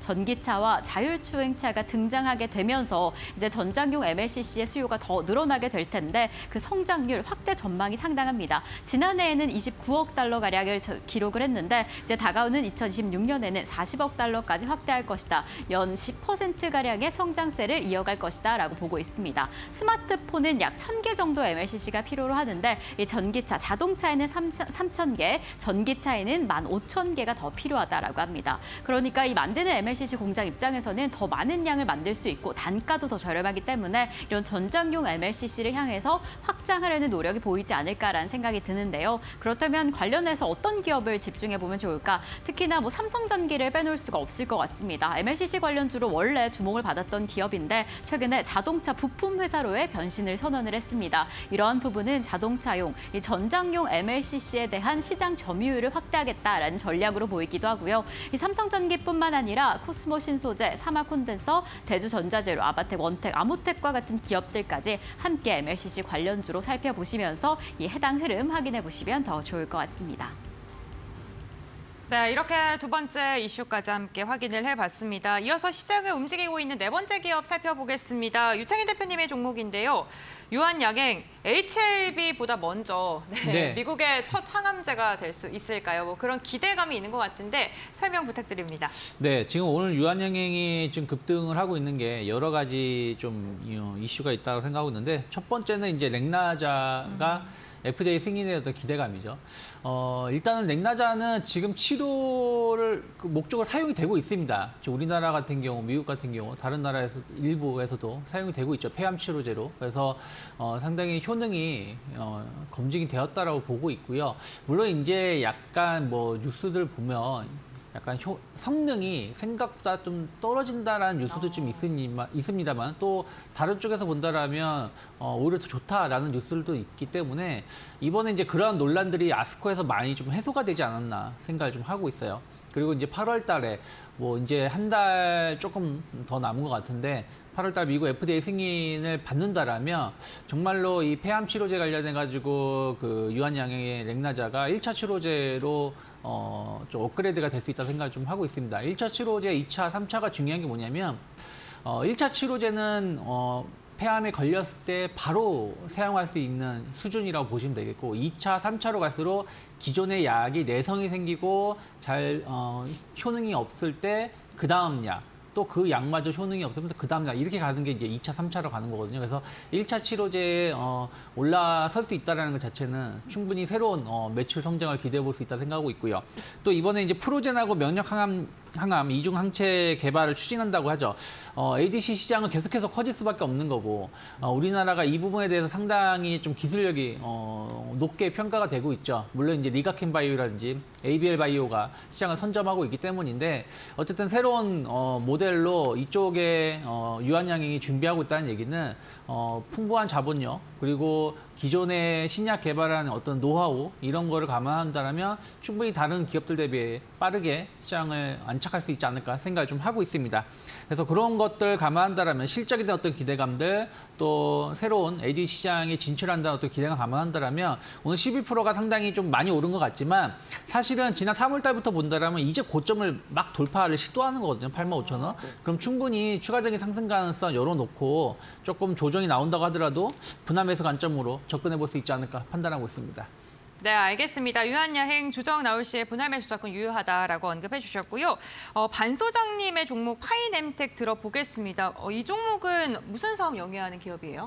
일단 지금 네. 그 폴더블 폰 관련된 부분에 대해서 굉장히 좀 주목이 되는 기업인데요. 네. 오늘은 좀 마켓 무버랑 좀 안 어울릴 수는 있긴 하겠지만은 그래도 신규 투자처로서는 굉장히 좀 관심을 가져볼 필요가 있다라는 말씀을 드리겠습니다. 이게 지금 이슈가 있는 게 뭐냐면은 지금 프랑스 파리에서 이제 갤럭시 언팩 행사를 좀 개최를 합니다. 이게 지금 10일부터 진행이 되는데 여기에 뭐 갤럭시 Z 플립과 Z 폴드와 관련된 내용들이 좀 나올 가능성이 높다 보니까 여기에 대해서 이제 동사를 좀 주목을 해보실 필요가 있는데 이 동사가 도대체 무슨 관련이 있느냐라고 좀 생각을 하실 수 있으실 것 같아요. 그래서 폴더블 OLED 디스플레이 그 보드 부품 중에 이게 내장인지라는 게 있습니다. 이 내장인지라고 있는데 여기 내장인지를 통해서 주력 제품으로 좀 사업을 좀 영위를 하고 있는데 삼성전자의 폴더블 폰 갤럭시 G 시리즈의 경우에는 외장인지와 내장인지로 좀 나눠져 있거든요. 네. 나눠져 있는데 내장은 이제 동사 위주로 좀 진행을 합니다. 그래서 파인 엠텍 위주로 좀 진행을 하고 외장 힌지 부분에 대해서는 KH 바텍이라는 기업이 네. 좀 주로 하고 있는데요.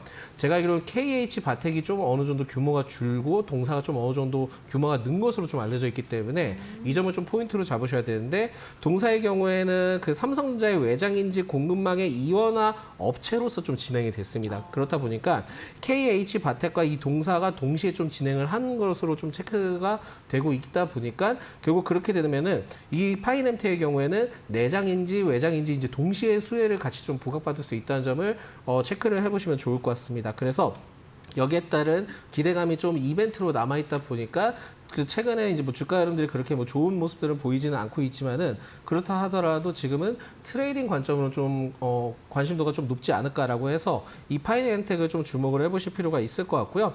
게다가 이 동사의 경우에는 장기적인 모멘텀이 또 따로 있습니다. 그래서 중장기적 관점으로도 좀 생각을 해보시는 게 주요한 포인트가 뭐가 있냐면 전기차 모듈 하우징 사업 영위를 좀 하고 있었거든요. 전기차 모듈이요? 네, 모듈 하우징 사업을 좀 영위를 하고 있는데 이게 작년 10월부터 양산을 좀 진행을 하고 있습니다. 그렇기 때문에 여기에 따른 기대감이 좀 주목을 할 수 있을 것 같고 이게 지금 하반기로 가면 갈수록 동사의 경우에는 매출액이 좀 굉장히 좀 증가할 가능성이 높다 보니까 결국은 지금은 2분기가 끝난 시점에서 3분기로 넘어가는데 이 3분기에 나오는 실적과 4분기에 나오는 실적 기준을 좀 봤을 때는 하반기까지 그 연말까지는 계속 좀 관심이 유효할 수 있다는 점도 체크를 해보시면 좋을 것 같습니다. 그래서 트레이딩 관점으로 봤을 때는 그냥 나는 좀 짧게 생각을 해보고 싶어 그러면은 갤럭시 언팩 행사에 따른 기대감을 보고 접근해 보시면 좋을 것 같고 그래도 나는 좀 모아가면서 중장기 전략으로 좀 취해보고 실적에 대한 기대감까지 가져가 볼게. 그러면은 전기차 모듈 하우징 사업까지 좀 생각을 해보시고 하반기까지 중장기적 관점으로 좀 길게 가져가 보시는 것도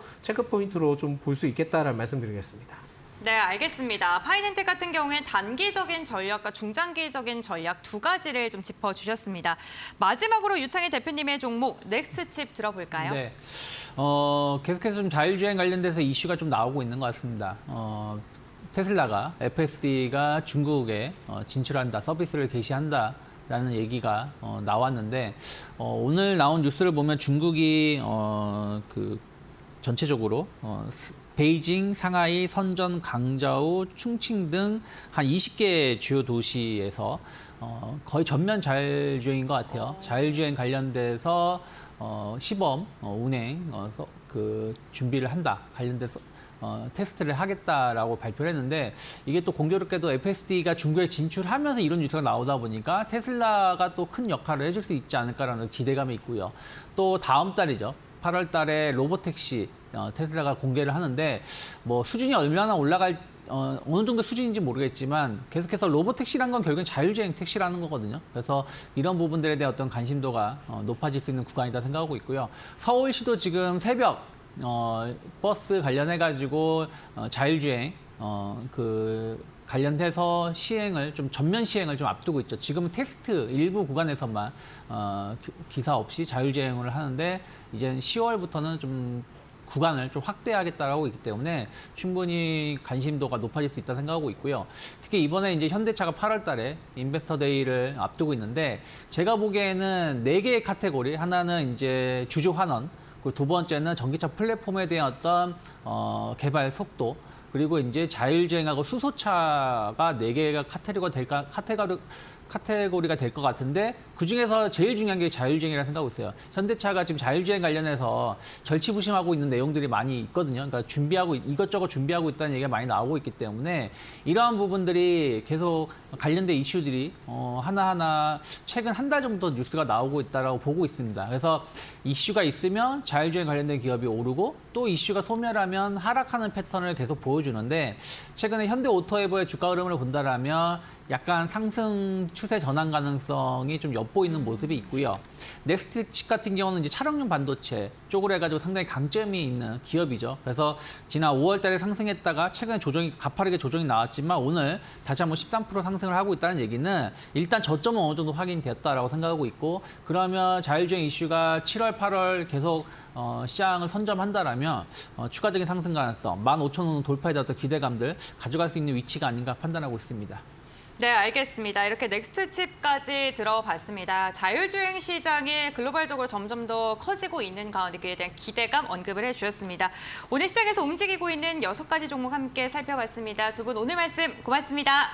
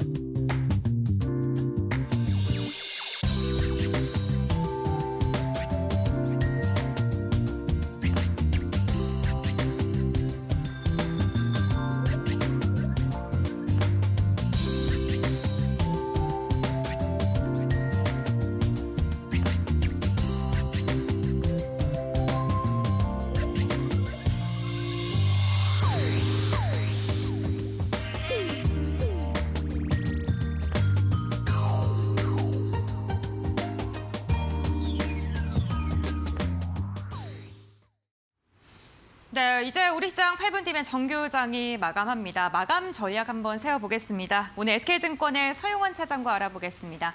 안녕하십니까? 네, 안녕하세요.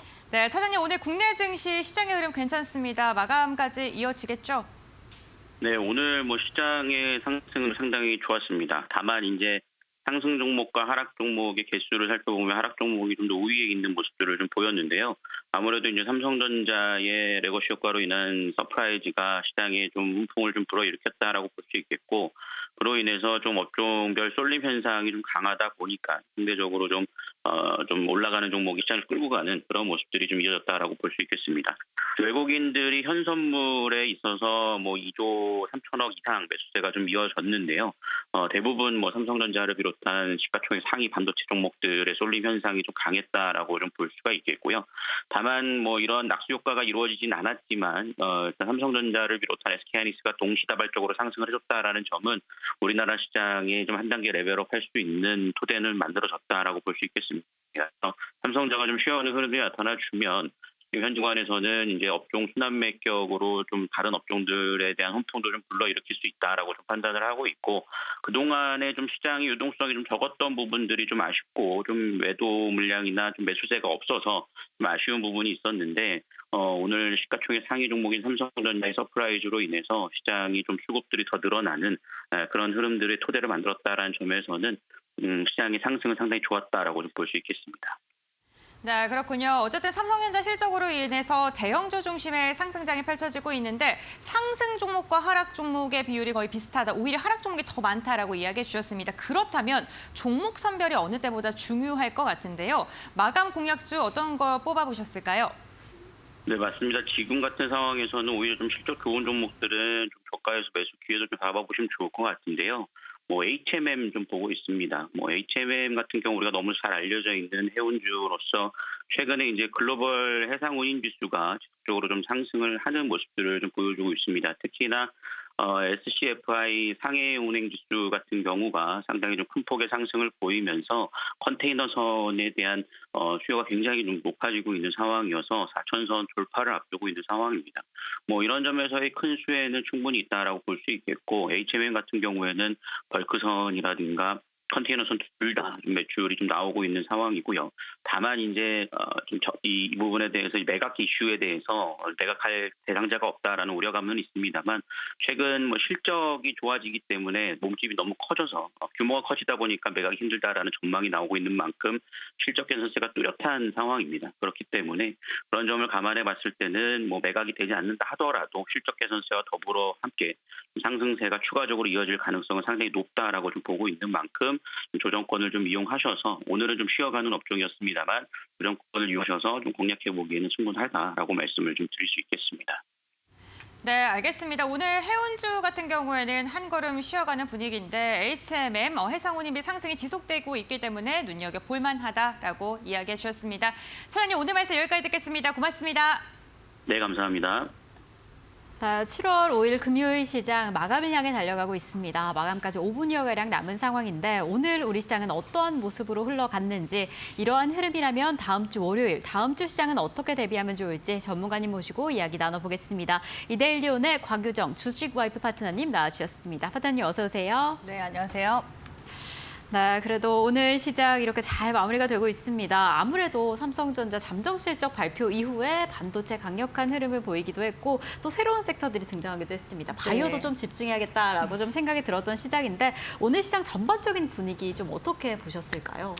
오늘 장 그래도 삼성전자의 기대감이 일주일 그러게요. 내내 네. 들어온 만큼 예상치를 상회할 정도로 깜짝 어닝 서프라이즈가 네. 나왔습니다. 그래서 무려 영업이익이 이제 8조 원대에서 10조 원대 가까이 났으니까 네, 상당하게 지금 많이 나왔고요. 거의 한 7분기 만에 정말 좀 이뤄지는 그런 영업 실적이라고 볼 수가 있을 것 같습니다. 그래서 이제는 정말 그 메모리 반도체 쪽 업황에 있어서 바닥은 지나갔다. 이제는 업황 반등이 본격적으로 시작될 것이다라는 그 신호탄, 포문을 열게 된 날이라고 볼 수가 있을 것 같고요.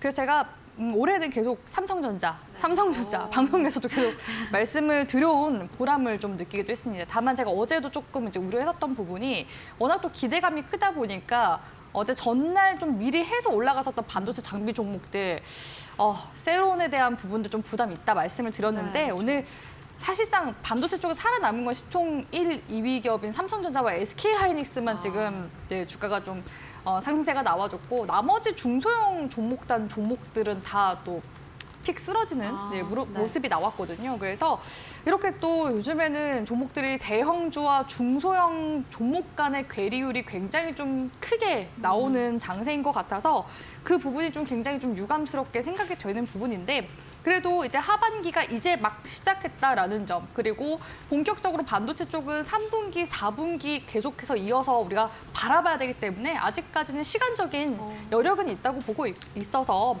중소형 종목군들 가지고 계신 분들은 계속해서 반등 구간 노려보시면서 가셨으면 좋겠고요. 그리고 이제 제약지수 같은 경우는 이번 주 내내 상승률이 좋았습니다. 굉장히 지금 높은 상승세로 그러게요. 제약지수 자체가 지금 올라오고 있는데 오늘은 골고루 다 올랐어요. 그래서 제약지수 상위단 종목들 보면은 다 이제 높은 상승률 보여주기도 했었고, 각각의 이제 이슈들도 굉장히 다양합니다. 특히 HLB 같은 경우에는 그 미국 FDA 간암 재승인 관련해서 이슈가 지금 나와주고 있는데, 역시나 그 HLB 그룹 종목들 이번 주 내내 지금 또 상승세 같이 나와주면서 제약지수 이끌어가는데 역시 좀 대장격 역할을 해줬다고 볼 수 있을 것 같고요. 그래도 이제 코스피 시장 자체가 이제 2,863포인트대까지 벌써 올랐습니다. 썸머랠리에 대한 기대감 가져봐도 괜찮다 말씀드린 게 월요일이었는데 벌써 이렇게 올라가고 있어서 이제 3,000포인트에 대한 자신감을 지금 현재 오, 증시가 찾아가고 네. 있는 게 아닌가라고 보고 있어서 일단 증시 추세에 대한 방향성은 잘 잡혀 나가고 있기 때문에 계속해서 우리 시청자분들도 방향성만 좀 주목을 하시면서 종목들 잘 가져가셨으면 좋겠습니다.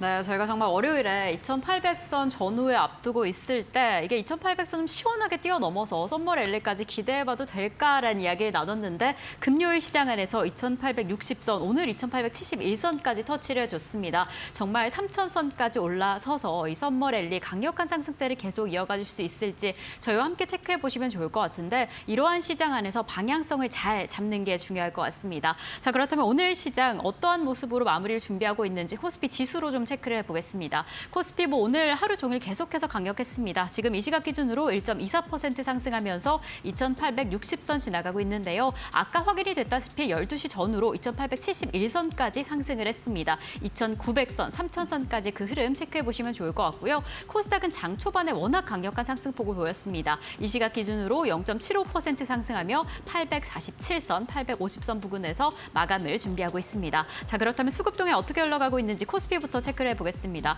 오늘은 외국인과 기관도 워낙 많이 담아내고 개인 투자자도 많이 덜어내고 있습니다. 개인 투자자 지금 2조 원이 넘는 매물을 출회하고 있는데 점점 더 그 폭이 커지고 있는 상황이고요. 외국인과 기관 모두 다 1조 원이 넘는 매물 담아내고 있습니다. 자, 그렇다면 코스닥 시장은 어떠할지 살펴보겠습니다. 코스닥 시장 안에서도 개인과 외국인 투자자 담아내면서 오늘 시장 마무리하도록 하겠습니다.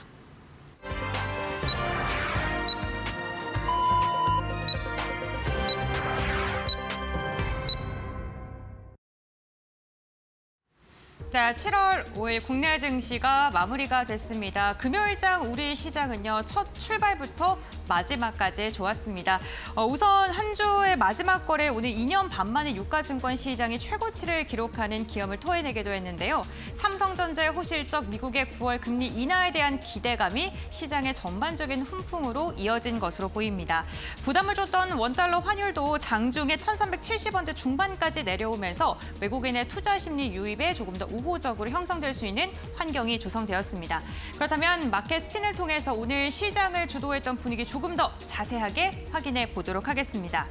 네, 오늘 시장을 주도했던 다양한 섹터들이 있습니다. 그 가운데서도 오늘 바이오 테마가 4% 이상 상승하는 움직임이 나타났습니다. 바이오와 백신, 오늘 제약바이오 관련 기업들 금리 인하에 대한 기대감은 물론이고요. 환율에 대한 안정적인 부분, 그리고 미국에서 트럼프 전 대통령이 당선이 된다, 이러한 가능성이 점점 더 커지면서 이 기대감이 바이오 관련 기업들의 매기세로 이어졌습니다.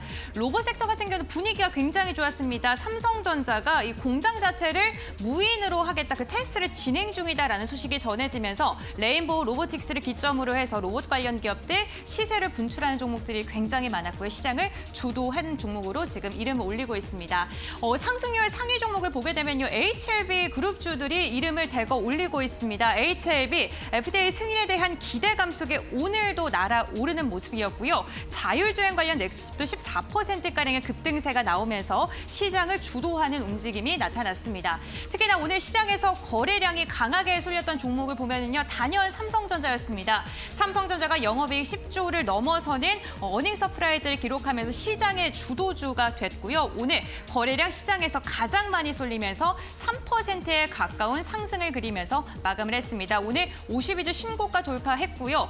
긍정적인 전망 지속적으로 나오고 있다는 점 체크해 보시면 좋을 것 같습니다. 에너지 테마 같은 경우에도 오늘 1.6%가량의 오름세로 마감을 했습니다. 아무래도 정부, 그러니까 한국전력 자체가 전기요금을 인상한다라는 소식이 전해지면서 이에 대한 기대감 속에 오늘 강한 매기세가 쏠렸고요. 피부, 미용, 의료기기 역시나 오늘 긍정적인 전망이 쏟아지면서 테마 자체로도 좀 좋은 흐름이 나타났습니다. 네, 오늘 시장을 주도했던 바이오와 그리고 반도체 관련 기업들 시가총액 상위 종목을 중심으로도 강한 상승이 나타났었는데요. 그렇다면 오늘 우리 지수는 어느 단에서 마감을 했을까요? 시장 마감 상황 확인해 보겠습니다. 네, 먼저 유가증권 시장 결국에는 2,862포인트 선에서 마감을 했습니다. 오늘 장중에는 2,870선도 웃도는 모습이 나오면서 2년 반 만에 최고치를 찍었었는데요. 마지막까지 1.3%의 강한 상승을 보이면서 마감을 했습니다. 코스닥 같은 경우에도 850선을 목전에 둔 채 마감을 하는 모습이 나타났고요. 847포인트 선에서 종가를 체결했습니다. 오늘 상대적으로 유가증권 시장 외국인과 기관이 사이좋게 각각 1조 원 이상의 매물을 담아내면서 더 강한 상승이 나왔다는 점 체크해 보시면 좋을 것 같습니다. 네, 그렇다면 코스피 시가총액 상위 종목들의 종가 상황도 함께 확인해 보시죠. 1위부터 5위권 살펴보겠습니다. 삼성전자와 SK하이닉스가 나란히 불꽃을 쏘아 올렸습니다. 최근 삼성전자가 상승하면 SK하이닉스가 상대적으로 약한 모습이 나타났었는데 오늘은 두 종목 모두 다 2% 이상의 상승을 하고 있습니다.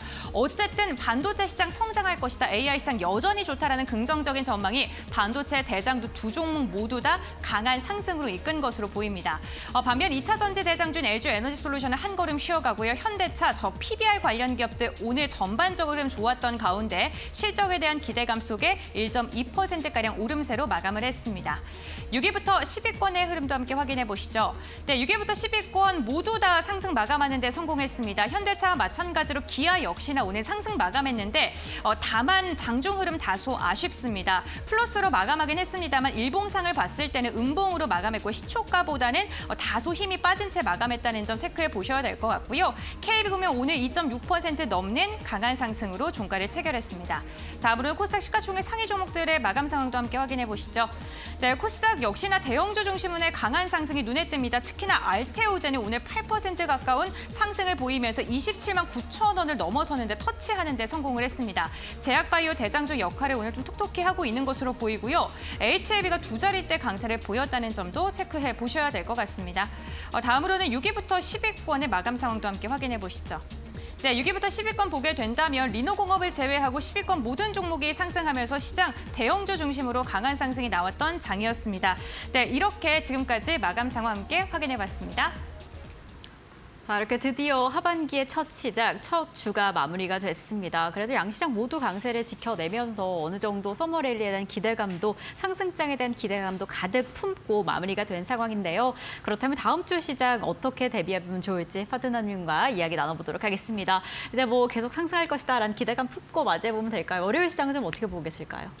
일단 네. 기대감은 네. 한번 좀 충분히 준 것 같고요. 이 기대감이 아무래도 일주일 내내 들어왔었기 때문에 다음 주에는 오히려 반도체 쪽에 대한 열기가 조금 이제 식어가면서 네. 계속해서 또 새로운 또 주도주 찾기에 다시 들어갈 가능성이 높습니다. 그럼에도 불구하고 반도체 쪽은 이제 DRAM과 랜드 가격이 본격적으로 이제 반등이 시작됐다라는 점에서 의미가 있다라고 보고 있기 때문에 우리 시청자분들이 계속해서 반도체 종목들은 여름 시즌 내내 계속해서 좀 같이 매집을 해나가셔야 되는 관점으로 좀 보셨으면 좋겠고요. 다음 주에는 사실 대외적인 이벤트가 큰 빅 이벤트는 없습니다. 빅 이벤트를 이미 지금 저희가 또 소화를 했기 때문에 우리가 이제 바라봐야 되는 건 또 결국에는 경제 지표죠. 금리 인하 시기에 대한 이야기들 계속해서 좀 주목을 하셔야 되는데 목요일에는 미국의 CPI가 발표가 나오고요. 금요일에는 미국의 PPI가 결과값이 나올 겁니다. 이에 따라서 또다시 한 번 더 시장의 분위기가 좀 변동성을 줄 가능성 높다고 보고 있고요. 그러면서도 이제 미국에서는 이제 실적 시즌이 이제 국내보다는 조금 더 일찍 시작을 하거든요. 미국의 금융 이제 관련 기업들부터 서서히 이제 실적 발표가 나올 겁니다. 그 시점이 다음 주 이제 금요일부터 실적 시즌을 본격적으로 이제 열게 되기 때문에 실적 시즌으로 이제 들어가는 만큼 이제 2분기 실적이 또 어떻게 나오느냐에 따라서 또 주도주들이 그러게요. 마구마구 또 움직임을 보일 것으로 보여집니다. 그래서 기존에 1분기 실적 발표가 좋았었던 기업들이 2분기까지 지금 또 호조세를 보일 가능성이 높거든요. 거기서 우리가 조금 더 힌트를 얻어서 2분기 시즌 동안에 또 마무리할 종목들은 좀 마무리하는 관점으로 가셔야 될 것 같고 또 3분기, 4분기에 또 반도체 섹터처럼 강세를 또 보이는 그런 업종군들도 있거든요. 그렇기 때문에 그런 업종군 찾기에 이제 본격적으로 들어가게 되지 않을까라고 보고 있어요. 그렇기 때문에 순환매 장세는 당분간은 지속되지 않을까라고 보고 있기 때문에 우리 시청자분들이 지금 좀 시장에서 네. 여전히 좀 소외받는 기분 많이 받으실 그쵸. 것 같아요. 네. 하지만 시기적으로 아직 내 차례가 안 왔을 뿐이고 시장이 올라가게 되면 그래도 전반적으로 종목들은 다시 제 가치를 찾으러 가게 될 가능성이 높습니다. 그렇기 때문에 제가 종목들 잘 가져가라고 말씀을 드리는 거고요.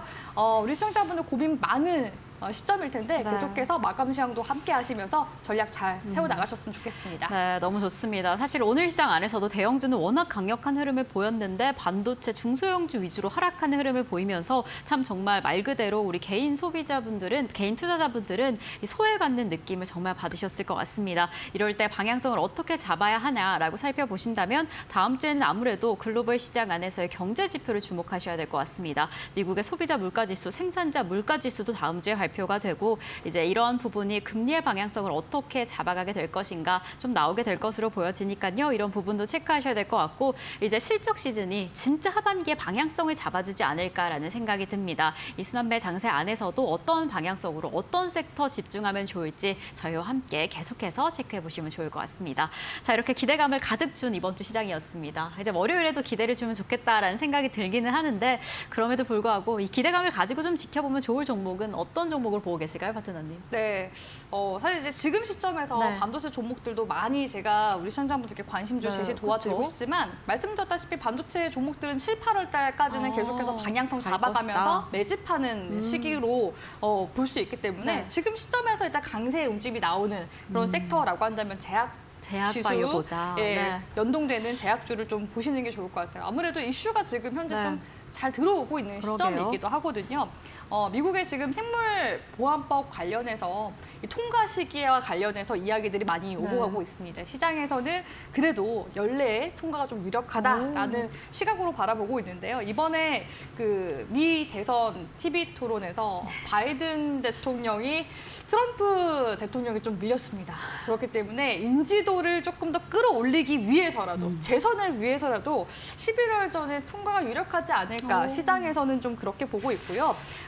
물론 지금 뭐 미국 내 분위기만 또 보더라도 이 생물보안법의 규제 범위 있죠. 네. 그 규제 범위를 조금 더 확대시키기 위해서 지금 좀 연장을 시킨 네, 거다라는 그런 이제 이야기들이 오고 가고 있기 때문에 계속해서 이제 국내에서는 이 수혜주 찾기 분주하게 움직임이 그러게요. 나올 가능성이 높습니다. 그래서 미국 쪽에서 원체 이제 중국 쪽의 제약바이오 그 업계에 네, 좀 의지를 좀 많이 그러게요. 해왔던 상태였거든요. 그렇기 때문에 그 고리를 끊어내기 위해서 지금 이제 미국의 제약사들도 이미 지금 공급망을 또 다시 다변화시키기 네. 위해서 많은 또 기업들을 보고 있습니다. 근데 네. 그 중에서 이제 우리나라가 한국의 CDMO 기업들도 긍정적으로 지금 검토를 하고 있고 어떤 기업이 좀 두드러질까 궁금합니다. 실제로 삼성바이오로직스가 지금 수주가 2배 늘었거든요. 그래서 네. 삼성바이오로직스 이전에 CDMO 쪽에서 네. 국내 유일했었던 기업이 있습니다. 네. 바로 그 기업이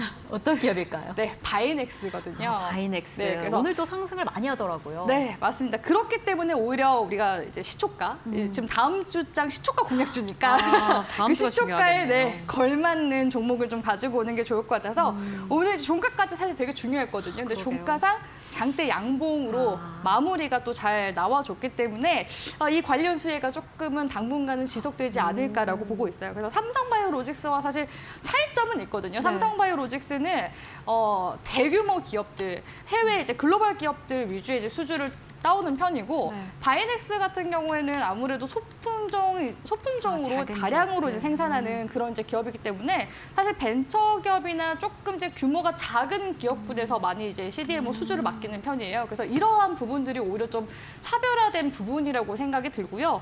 국내 또 제약사 관련해서는 또 셀트리온과 같이 함께 또 CDMO 관계도 같이 함께 맺고 있기 때문에 거래처까지도 좀 확보가 되어 있는 그런 상황에 있는 기업이라고 볼 수가 있을 것 같습니다. 실제로 이제 실적적인 부분들도 같이 함께 보도록 할 텐데요.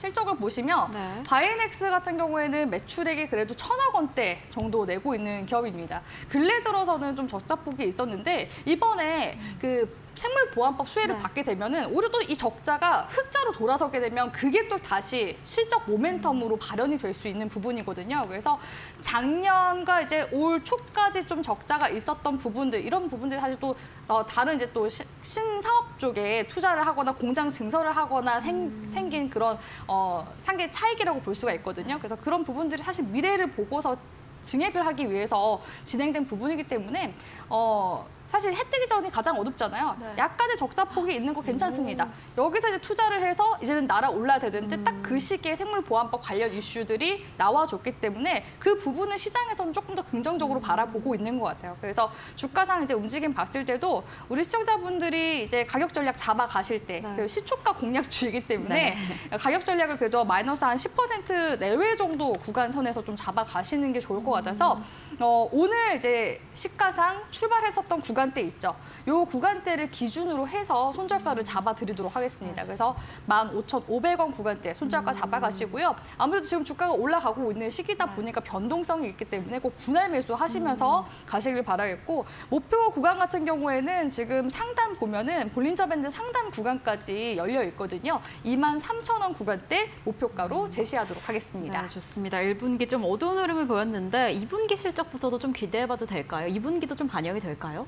2분기부터 바로 반영이 되기보다는 어렵다. 일단은 네. 기대감이 좀 먼저 들어오고 그다음에 네. 후발적으로 실적적으로 순차적으로 올라가게 될 가능성이 높다고 보시는 게 좋을 것 같습니다. 그럼 이 시점에서 월요일 시장 안에서 식초가를 중심으로 좀 공략해 보시면 어떨까 싶습니다. 사실 오늘 시장 안에서 이미 17.51% 상승폭을 만들어내면서 마무리를 해서 참 이제 접근해도 되나라는 생각을 하루 종일 했거든요. 네. 그런데 또 파트너님께서 월요일 시장 안에서 한번 공략해 보자라는 이야기도 더해주셨고 전망이 좀 더 좋을 것 같습니다. 이런 어두운 시기를 딛고 얼마나 더 밝은 미래를 그려주게 될지 바이넥스 저희와 함께 체크해 보시면 좋을 것 같고요. 23,000원 목표가 말씀해 주셨습니다. 자, 그럼 저희는 파트너님과 오늘 여기에서 인사드리겠습니다. 오늘도 너무 감사드립니다.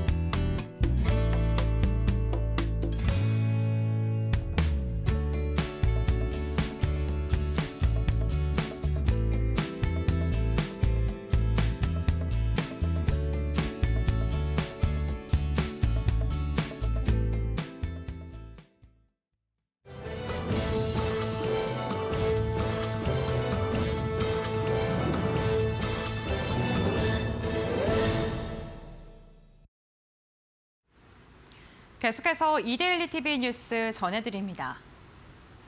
첫 소식입니다. 삼성전자가 10조 원대 영업이익을 내며 어닝 서프라이즈를 기록했습니다.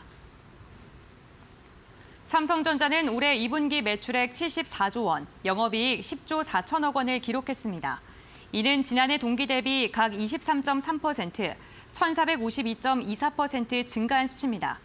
반도체 부분 주력 사업인 디램과 낸드 플래시 가격 상승세가 실적을 견인한 것으로 분석됩니다. 삼성전자는 이날 장중 2분기 실적에 힘입어 52주 신고가를 기록하기도 했습니다. 삼성전자는 고대역폭 메모리 개발팀을 신설하고 차세대 HBM4 기술 개발에 집중할 방침입니다. 김병환 금융위원장 후보자가 금융투자소득세는 폐지할 필요가 있다고 밝혔습니다. 김 후보자는 오늘 금융위원장 후보자 기자 간담회에서 금투세 도입은 자본시장에 부정적 영향을 줄 수밖에 없다며 이같이 말했습니다. 그는 세법에 대해 국회에서 심의하는 과정에서 협의할 것이며 취임 후 도울 게 있다면 돕겠다고 덧붙였습니다. 김 후보자는 또 모두 발언에서 고금리 고물가로 인한 금융시장 리스크로 부동산 프로젝트 파이낸싱, 자영업자 소상공인 부채 문제, 가계 부채 전반, 제2금융권 건전성 등을 꼽았습니다. 조현문 전 효성그룹 부사장은 선친인 고 조성래 명예회장이 남긴 상속재산 전액을 사회에 환원하겠다고 밝혔습니다. 조 전 부사장은 오늘 기자간담회를 열고 선친이 물려주신 상속재산을 한 푼도 소유하지 않고 공익재단 설립에 출연하겠다고 말했습니다. 조 전 부사장은 효성 경영권에 관심이 없으며 원하는 것은 효성으로부터의 100% 자유라고 강조했습니다.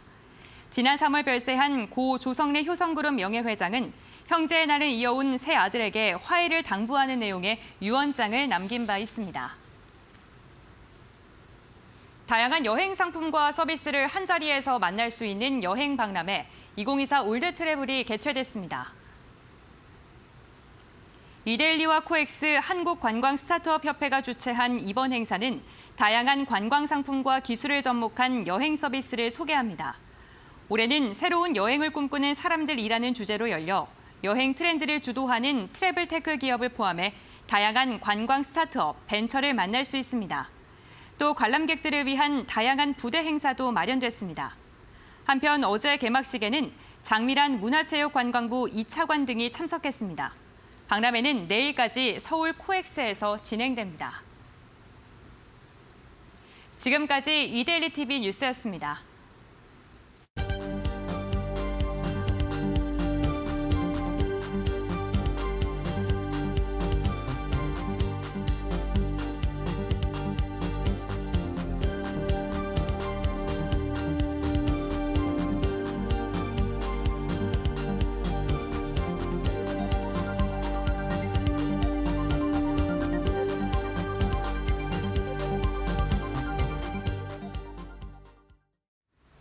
오늘 저희가 준비한 소식은 여기까지입니다. 저희는 다음 주에도 든든하게 함께하겠습니다. 시청해주신 여러분 고맙습니다.